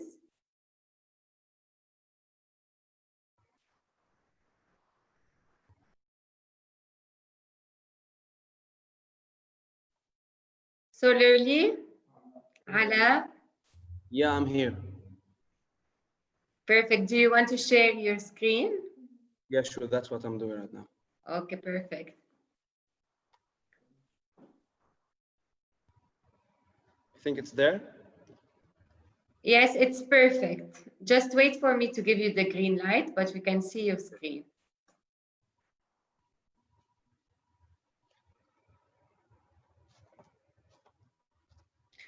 Judges, are we ready? Yes. Okay, Ala, now you can start. Okay, so hello everyone. We all have seen the dramatic climate improvement in the lockdown of because of COVID-19, and that's mainly because of the reduction of polluting emissions, and this reflected very positively on all of us. So let's today take the decision to advocate for a clean energy. And also the solar was, or the electricity was cut, I think 3 sessions before the session. So let's take this decision anyway. So electric solar panels are a source of clean energy, and they are used all around the world, but there are some constraints to apply it in Lebanon. So let's look at these constraints. So let's look at these numbers. 2 static photovoltaic panels generate 2,200 watt, and that's according to many or more than 10 interviews we conducted with 2 industrial resellers, Orsmirli and Yazbek Solar System. And the generated power will is around half the energy needed for an average consuming house, but that's taking into consideration that we have normal weather condition, but we have limited space, and also we have high cost. So what's the problem here? PV user wants more energy at low cost. They want also more energy, but sometimes they don't have space at the roof to add a new panel. They want justification for the return on investment. The PV reseller wants a product that is appealing to customers in terms of ROI to increase their sales. And static solar panel can't respond to these concerns. So Solar developed a mechanical system that transforms static PV to dynamic ones based on tilted single axis tracker design and coupled with light sensors, which will give two main advantages: the efficiency, because we are tracking the sun trajectory in the sky, and the cost benefit when we're compared to imported products. And this diagram is based on full ROI after 1 year. So to look at the market numbers based on ACEC, which is the LCEC, Lebanese Center for Energy Conservation, the solar energy demand is getting higher. And because of if we can increase the efficiency of the solar panel, which we can increase by 30%, PV can compete with power generators owners, according to sales engineer and field expert we interviewed. And add to that the Lebanese transfer rate issue, which is our opportunity to sell to the market at lower cost and with good quality. To look at our competitors, we found two competitors: GridX Solar SD3 dual axis tracker, and we had a better chance at price, design, efficiency, and the market position. The business model is relying on direct sales at a cost of $60, including direct and indirect cost, to new or existing PV users, as Merely and this big solar system are early adopters and they are already ready to get our product. We will rely on acquaintance and PR and conduct advertisement. And solar tracking is an international challenge. Therefore, we will invest in R&D to scale up and export our product. That's our team and that's our value proposition. Thank you. I will now share the prototype.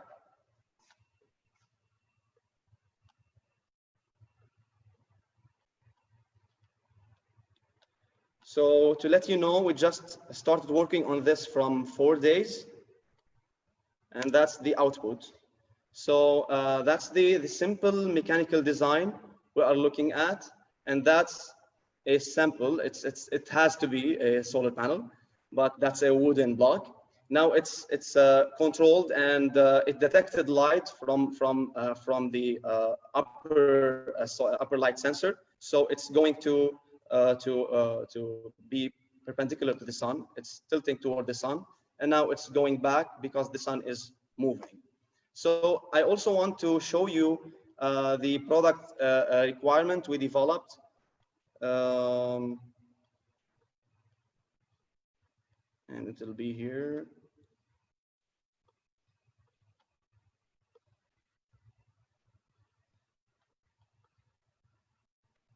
So just one moment.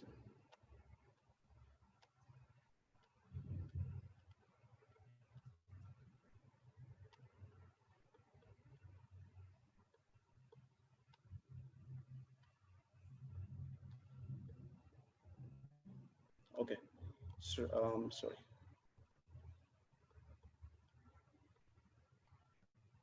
I don't know why. Okay, that's it. Sorry.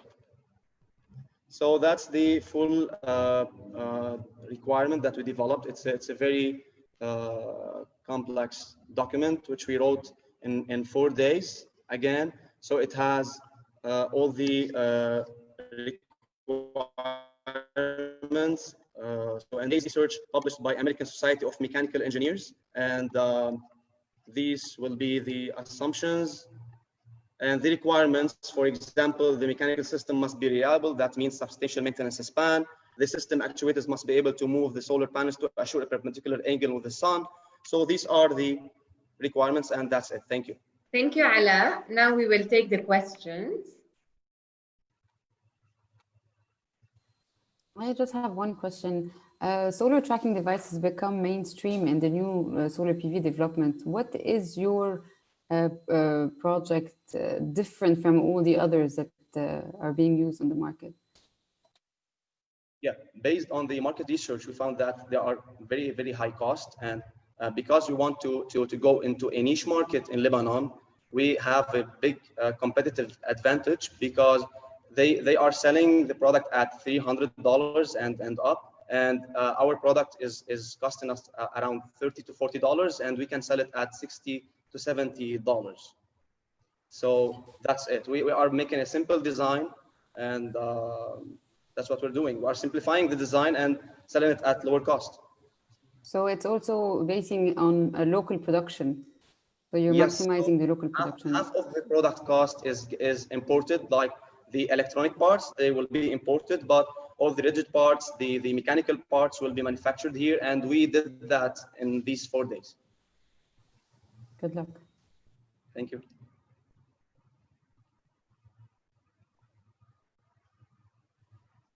Do we have any other question, or should we move to the last team? I have a small question. Ala, your pricing in dollars, what is the exchange rate that you're going to use with your customers? Yeah. We have been looking into that. The last discussion we had, we wanted to transfer the dollars that we are buying with the materials from outside. It will be in Lebanese, so we will convert it to Lebanese on the normal rate.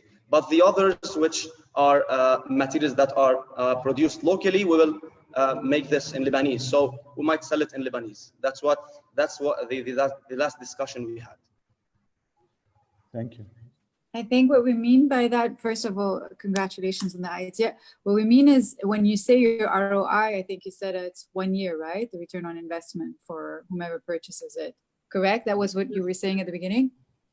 The return on investment, we were just comparing the return on investment of our product compared to another imported product. Right, but did you take into account that, the real dollar cost? The fact that you're importing, so half of your cost is actually, unfortunately, what we call fresh dollars. Yeah, because the cost breakdown structure was engineered on dollars, based on dollars. So we've been comparing on dollars. Okay, but you've taken that into account in your projections. Yeah, on the projections and actually on the pricing, because we are going to price it in Lebanese. Exactly, thank you. Okay.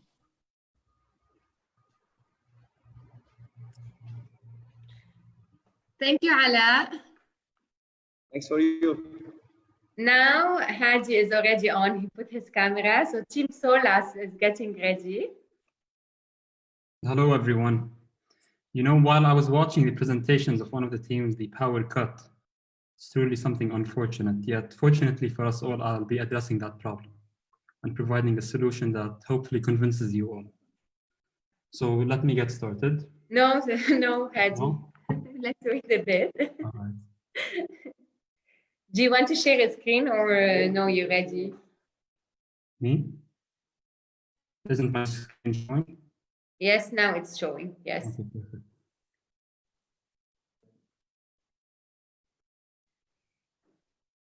Okay, so now you can start.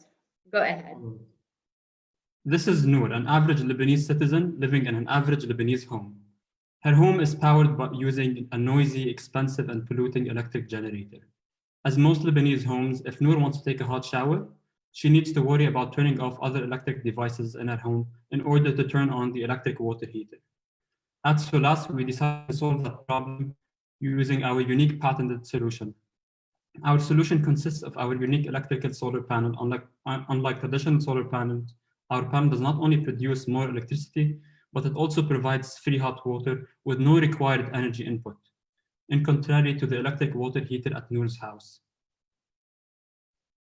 In addition, our solution has a 30% more efficient electrical output than our competitors in the solar industry. It has double the lifespan and provides free hot water for Noor. And all of this is for an only additional $8 per unit. This all happens through our panel structure that consists of a liquid coolant flow that aims to absorb the excess heat of solar cells that reach up to 90 degrees Celsius. This excess heat heats up the household water supply. And while absorbing this heat, we manage to keep the panel at an ideal temperature that enhances its overall performance drastically. Our target market are households that need our help like Noor. So we did a survey to validate our interest potential market. addressing more than 200 average households, and only 1 out of 214 addressed households said they would not install our solution. In order to put our business model into action, we would require an initial investment of $50,000, which could be potentially received from the Berytech Accelerator.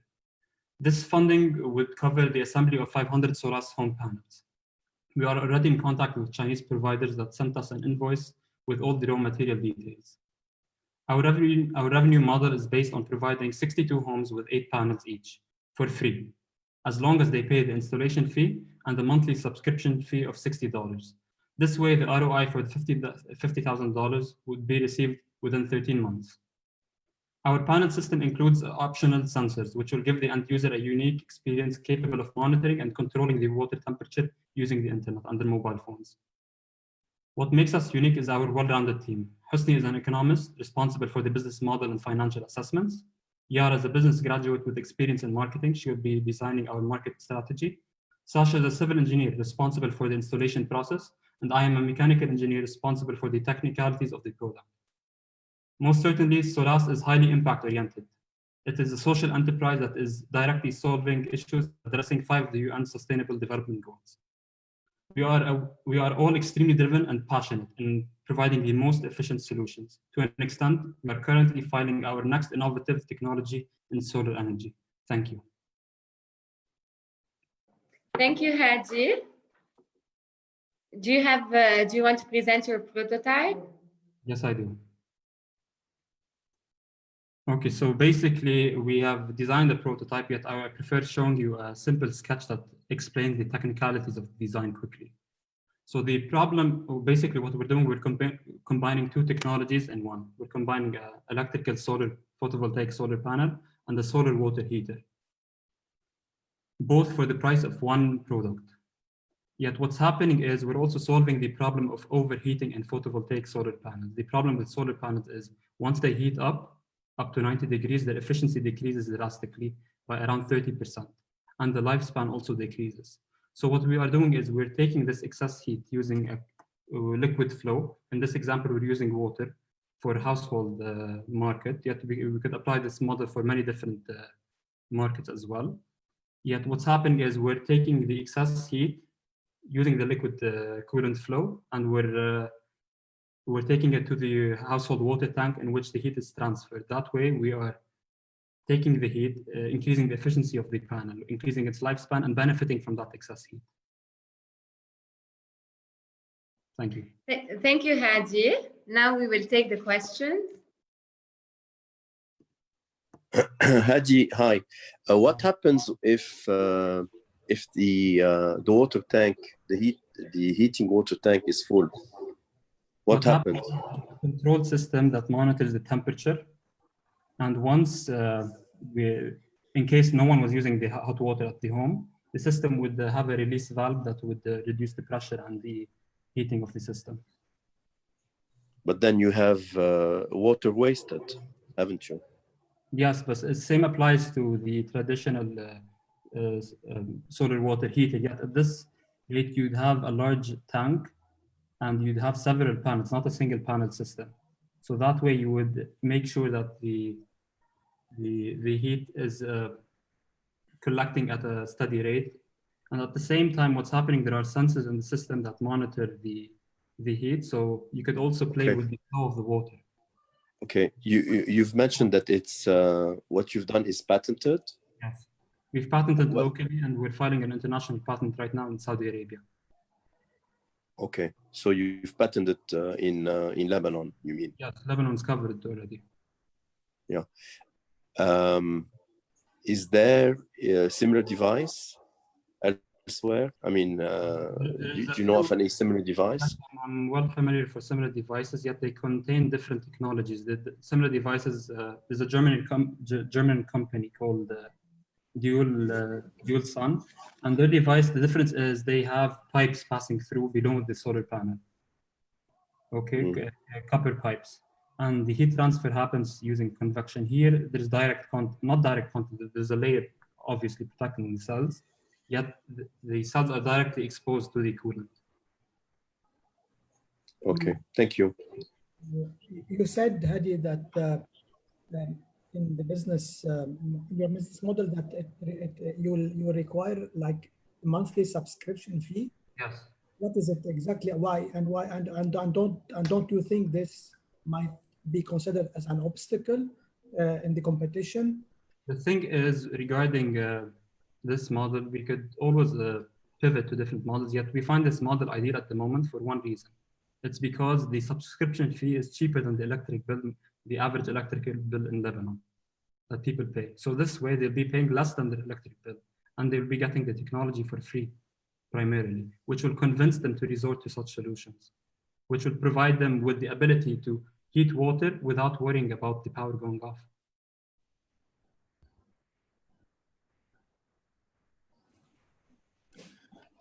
Hadi, I have one question for you. This seems interesting. What I wanted to check with you, so far we haven't seen solar energy panels really develop in Lebanon. So this is kind of a niche market. Can you tell me about the 3 main reasons why it hasn't been growing steadily? And why do you think your technology will kind of address the 3 issues that the first thing I would like really make solar panels work? To answer your question is, we're not limited to Lebanon. We must all be frank with one another. The market is extremely risky at the moment. But to answer your question, what are the reasons? It's due to inefficiency. Solar panels have proven to be so far inefficient. And the only way to address this efficiency is either by developing a completely new solar technology, which would require extremely advanced equipment and facilities, or increasing the efficiency of the existing systems, which is what we are addressing at the moment. So the main problem is you have long buildings in Lebanon, okay? You have a single roof that cover many floors and inefficient solar panels. Yet here we're combining عم يسالوه انه طب انه ليه البانلز ليه السولار بانلز عم يستخدموهم؟ انه قالوا لانه based on research. Okay, I'll continue. So basically, you have 2 systems taking so much space. We're combining it in one system, which would use less space, which would cover more floors possibly. So that's a solution for people that are suffering from roof space, for example, which is one obstacle in Lebanon. Thank you, Hadi. And thank you all the teams for presenting. So we just finished now the 8 pitches. I will ask the jury to join the breakout room, okay? So that we can choose the winners. Automatically, so you don't...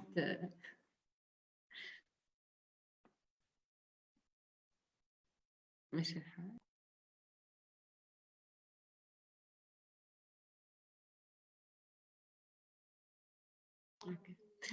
In the meantime, I want to say first to congratulate you all.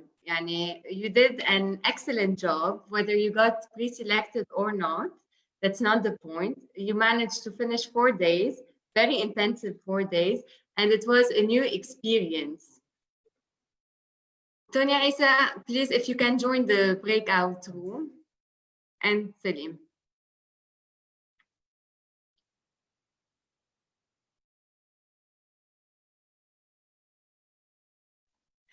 So I was saying, congratulations all. Personally, it was a first, and I really enjoyed it. And having so many innovative ideas in the Cleantech sector and having this interaction with you digitally was actually quite interesting. And I didn't feel that I was behind a laptop to some extent when talking to you. And I really hope that you guys had an awesome experience as well, and that you learned to use new tools and a bit going out of your comfort zone, since we're not used to do this usually virtually. Also, I would like to say whether you win or you don't win, that's not the point of the hackathon. The point of the hackathon is to help you develop your idea so that you can take it to the next stage. Before developing more, I want to ask if anybody from the participants would like to share their experience in the e-hackathon focusing on the digital part as well. Anybody is interested to share with us his experience or her experience in this case?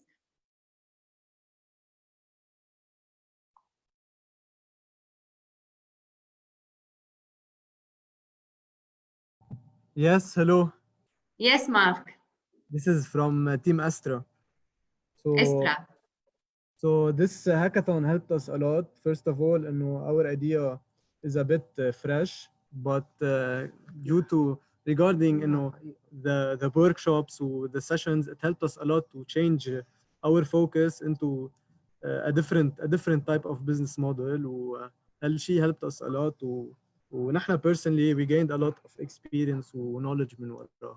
So I wanted to thank the Berytech team and everyone who participated. Thank you, Mark, and I hope going digitally was fine and not too difficult to adapt. For me, yes, you were saying. No, it was a short struggle, but we managed, thankfully. Yeah,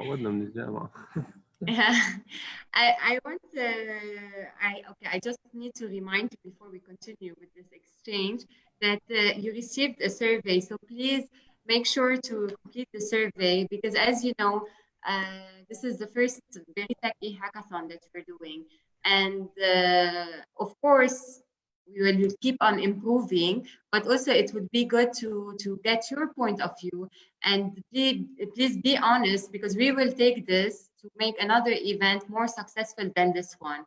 For a first event, I think we did great with you guys. You were on time, you were there, you were very motivated, joining the experts and the mentors and so on. So you helped us also in managing the technical parts behind our laptops.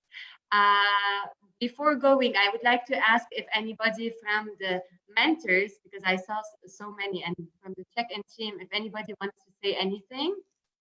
Do you guys want to share your experience with the teams or with the e-Hackathon?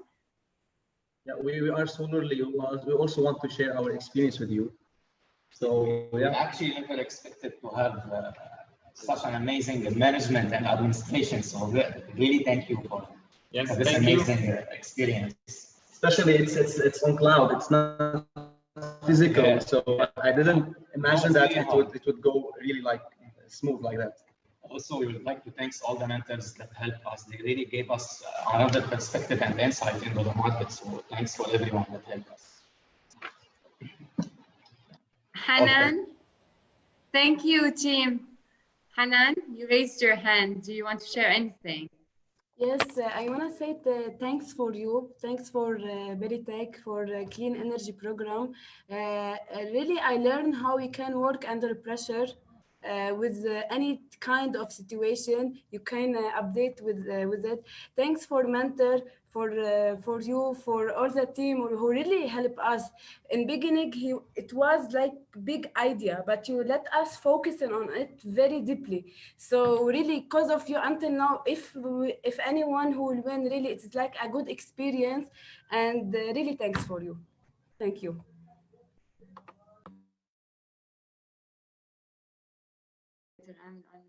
Thank you, Hanan. It was our pleasure having you with us and all the teams. Before going and asking about your opinion again, I want to introduce Elias. Elias is the Cleantech specialist at Berytech, specifically for the Clean Energy Accelerator. And I think that Elias would be able to share with you that even if you didn't win or didn't get selected to the final pitches, you can still apply to the Clean Energy Accelerator that has a deadline on the 15th of June. Please make sure to submit your applications before the 15th of June. Yes, do you want to elaborate more?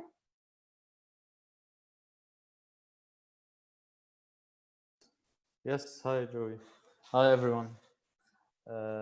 So as Joey was saying, so as you know, the e-Hackathon that we did was part of our Clean Energy basically outreach for our program accelerator. So this is not the end. So our program is starting on July, and the deadline to submit your applications is on 15 June, which is on Monday. So so we urge you to, if you have an idea, or like whether you are part of the hackathon or not, whether you won the hackathon or not, we urge you to go and fill in the application, okay? Because not winning the hackathon doesn't mean that you are not eligible to join the accelerator. I have here, I'm just sharing like for you to know a quick overview about the Clean Energy program in case you don't know already. So the program is made out of 3 phases. The first phase is the validation phase, where we guide you and help you in validating your idea. So it's a 2 months phase. It's a 2 months phase, and you will get like an innovation grant of $2,000, okay? And we can select up to 24 teams.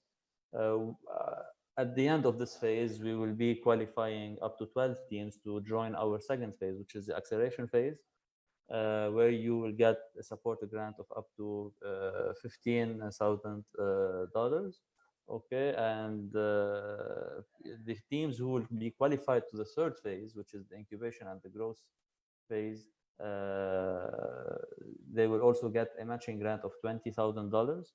So on top of these grants, of course, you are getting all the support from business side, technical side, financial side, and the ecosystem of Berytech. So all of this is added to the grant itself. Also, for the teams that may have ideas which are more aligned into the agriculture side, also please note that we are going to start another batch for the AgriTech program as well, which is another program that we have at ActSmart in Berytech. So so if you got a message or a feedback that your project or idea does not fit basically the clean energy program, okay, please consider as well the AgriTech program. And that's it. So we're here for help. If you have any questions, you already have our emails. You can ping us.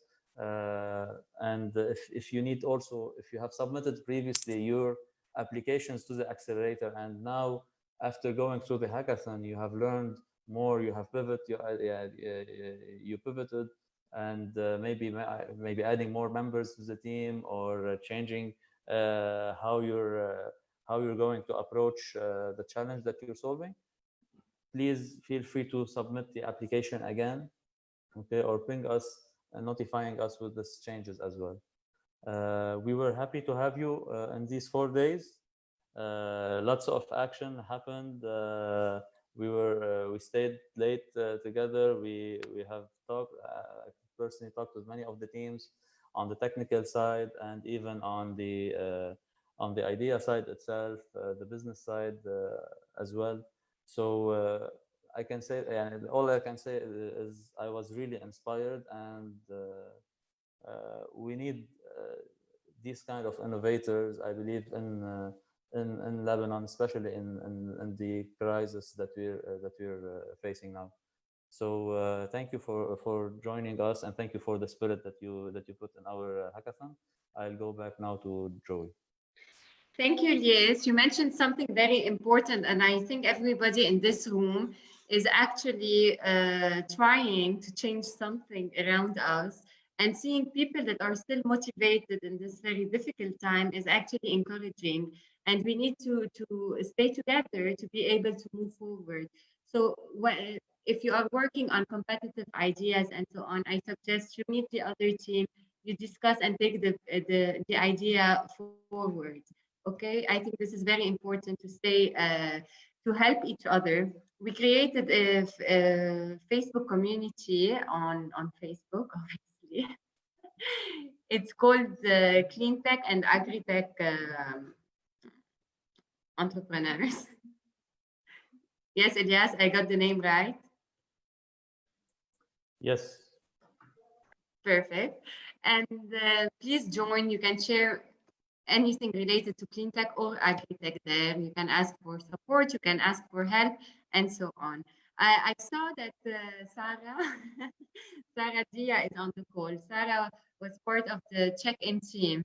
So if you'd like to share something, please feel free. Hi, Joey. Thank you. I'm actually outside, so I cannot open my camera. Hi, Elias. I want to congratulate all of you for this really great program.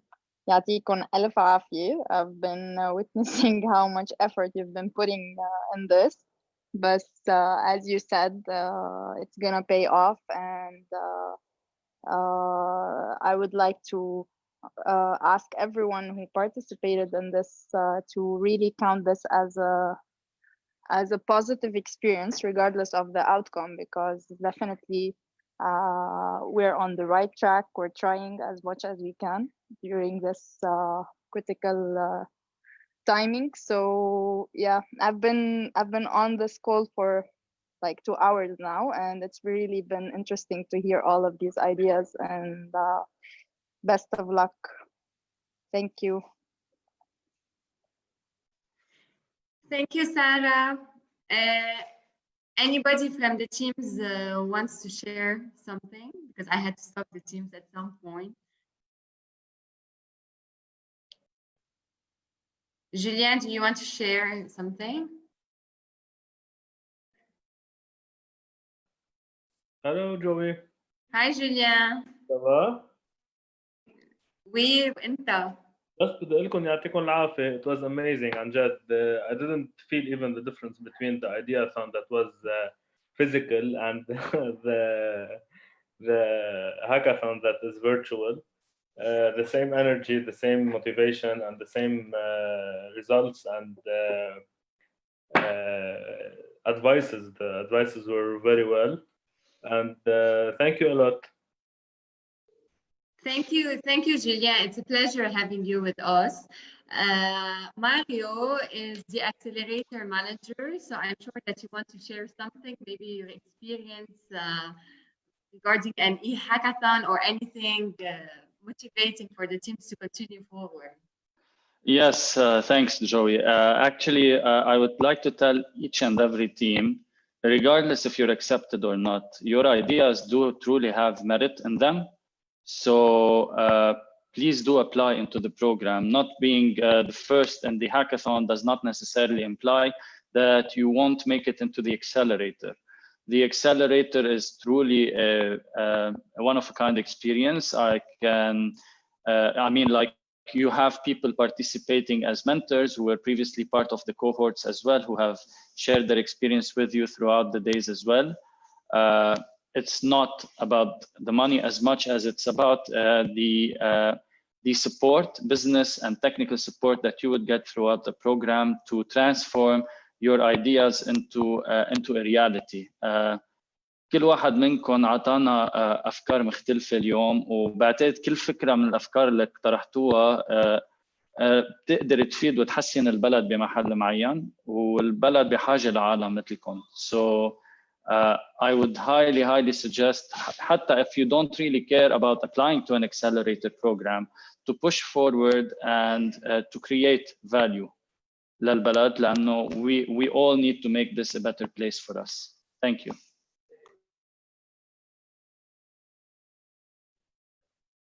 Thank you, Mario. Thank you so much.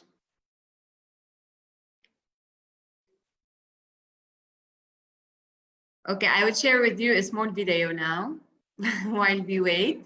So the teams, Mario, you still have your camera on. Okay.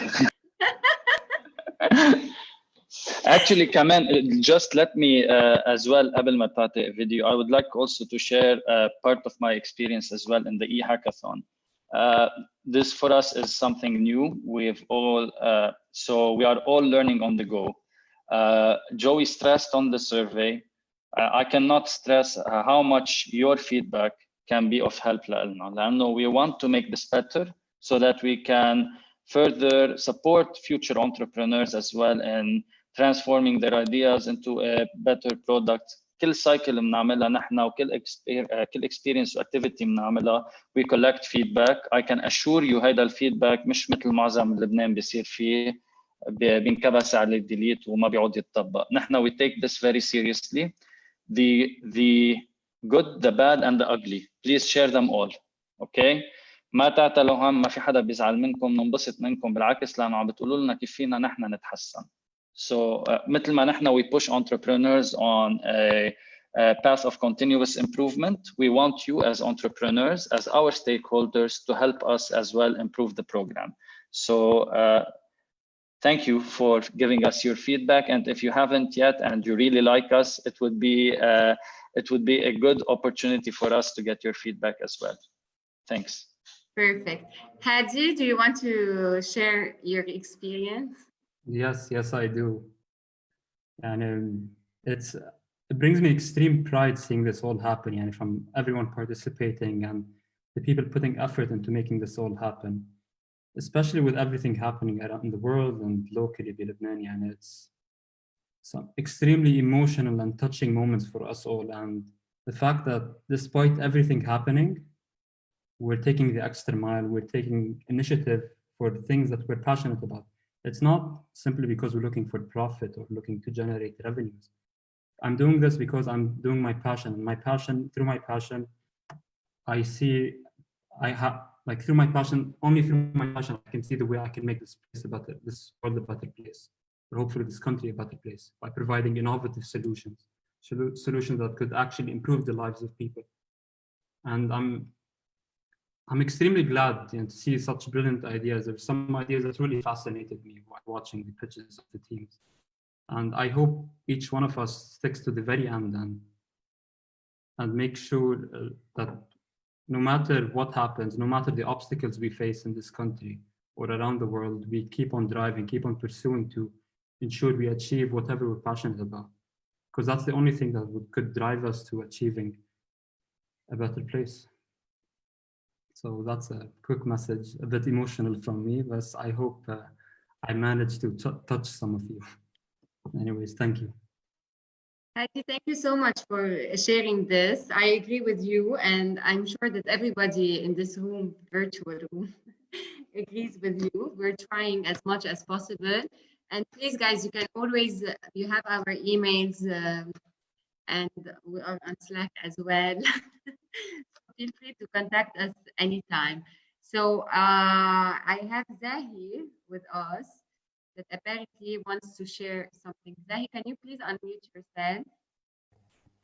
Yes, throughout this e-hackathon, I had the chance to meet most of you, most of the teams.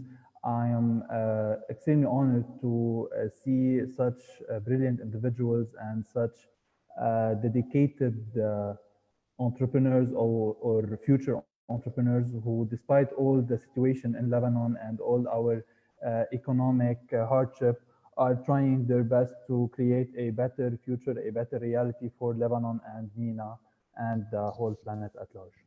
So I'm looking forward to meet some of you, or hopefully the majority of you, in the first batch of Cleantech. Thank you. Thank you, Zahi, for sharing with us. Actually, I want to tell the judges first, thank you so much, okay? And you missed a very interesting part. Some teams shared their experience with us for this first digital e-hackathon. I would ask Hanan or Hadi if anybody wants to share with the judges what you mentioned. It would be perfect. Sure, I don't mind. I was addressing the room and telling them that it's extremely important to follow your passion no matter what's happening. I saw some extremely brilliant ideas here today. I was truly astonished. And despite everything that's happening, we're still pushing. You know, we're taking the extra mile, all of us here together. We're trying to make changes. We're trying to make this world a better place, our country a better place, by doing the things we're extremely passionate about. Because only that way we can actually achieve things. That way we can actually fight for what we believe in, whether it's political, whether it's innovation-wise, whatever it is. And I hope we all take the best of it, and regardless of what happens, and we always like keep on pursuing whatever we dream of and make things happen. So thank you once again.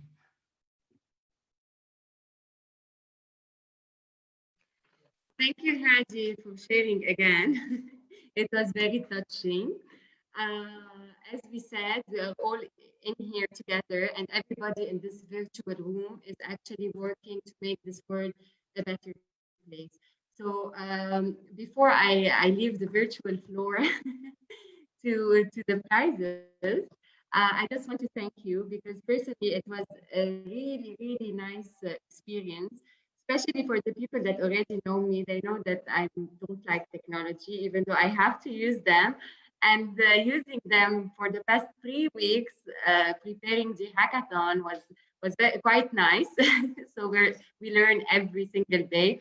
And seeing your passion and the results that came out make Berytech, okay, we're working for a cause. And I think working for a cause and for something better, trying to support the entrepreneurs or retaining talents in Lebanon and so on is actually what we work for. So good luck, everybody. And I would like to introduce Rami Boujaude, who is the Deputy GM at Berytech and Act Smart Initiative Program Director as well. Rami? Joey, thank you so much. Thank you so much. I've been following up with the team over the last 3 days on all the efforts that were done. It was an amazing experience, I think, for everybody on the team to see the passion in each one of you. Even remotely, we could feel how dedicated, excited to make a difference. So that's wonderful. With that, I want to first thank each one of you who participated on this e-hackathon for all the time, effort, and energy you brought in. As we mentioned on the first day, when I mentioned you're all winners because you participated, you took the time to participate in those 4 days and put the energy needed to reach to here, whether in the pre-selection and the selection now. With that, I want to also thank each and every supporter of the program, people who were with us on the Cleantech learning series over the past 2-3 months, who gave us time and energy, and some of them are on the jury with us today. I want to thank each and every judge who took the time during the pre-selection and the selection jury to give us their time, their energy, and guidance in all of this. I want to thank the sponsors and the partners who've been with us all along the way, and everybody who was a mentor, a coach, and an expert who gave you time during those 4 days to take you to where you are today. I hope this experience have led you to new horizons, taught you new things. And I promise you, if you decide to join the program and apply, and you still have 2 days, correct? On the 15th is our deadline. So you still have 2 days to fill up the long application for the program if you're not selected today. And hopefully we will have you in the process. We have a good pipeline of applications, but we enjoyed the experience with you. And I think everybody of you, if you put your time and fill up a good application, you might have a good chance. Somebody muted me. Okay. You're not on, we can hear you. Can you hear me? Okay, great. Okay, so with that, I want to wish you, please to apply to the accelerator if you can, and be a friend of Berytech. We're here because we believe in this country. We're here because we believe in each one of you, and it's our role to make Lebanon the Lebanon we want. So I end my discussion by introducing Maroon Shammas, our president and CEO. Maroon, thank you for being with us, and I'll leave the floor for you for a few words and the big announcements. Okay, thank you, Rami. Thank you for everyone for participating. It was, I think, a great experience. I've learned a couple of new features in in Zoom. Do you want me to announce the winners? We would love to. I think everybody is excited, but maybe they want to wait till tomorrow. Okay, no, we're not going to let them wait for tomorrow. As usual, you know, when we broke up in the room to go over the results, the results were very close and they were very in line, so there was no surprise there. I want to say that all the judges were extremely happy with the quality and the passion that all the team showed.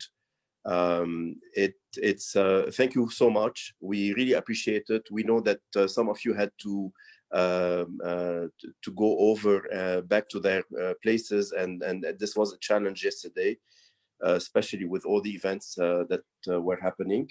And as always, we at Berytech, we value all the entrepreneurs and all the teams, and we've decided to change the rules to the favor of the teams.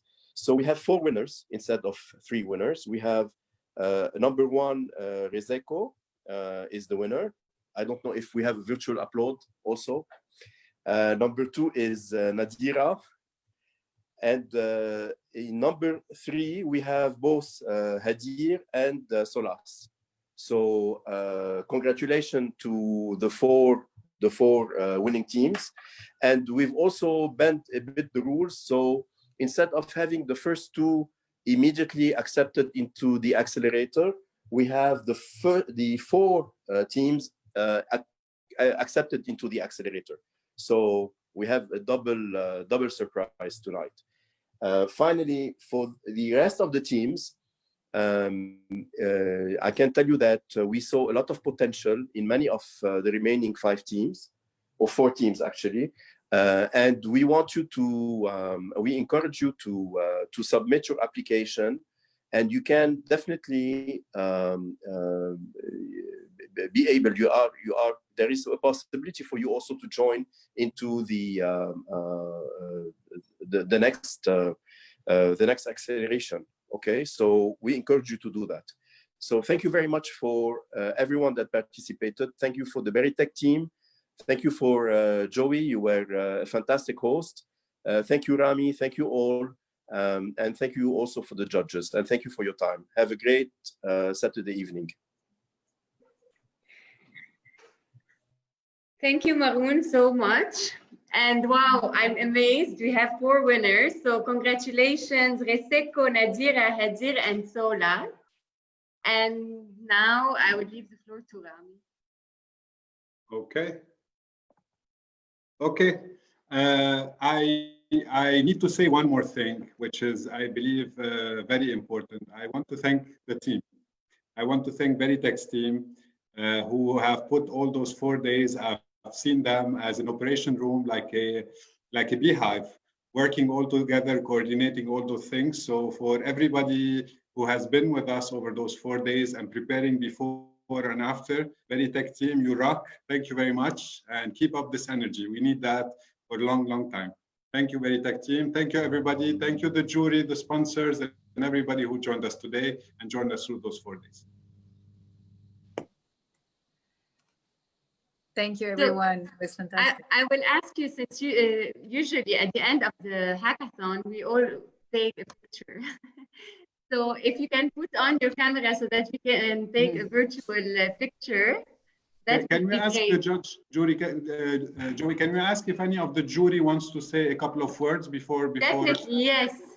Yes, definitely. Anyone from the jury wants to say anything? Noor, Jumana, Toni, Salah. Honestly, it was humbling. It's amazing what you've done in 4 days, and it looked, all our questions seemed tough, but in reality, what you did in 4 days, and for us to understand it in 2 minutes, is crazy, and it's inspiring. And thank you so much, because this writes up our month and the month ahead, and whatever battle we're going to lead together.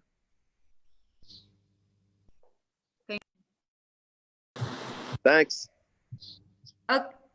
So we're going to take a picture, okay? At 3, we need to do cheers.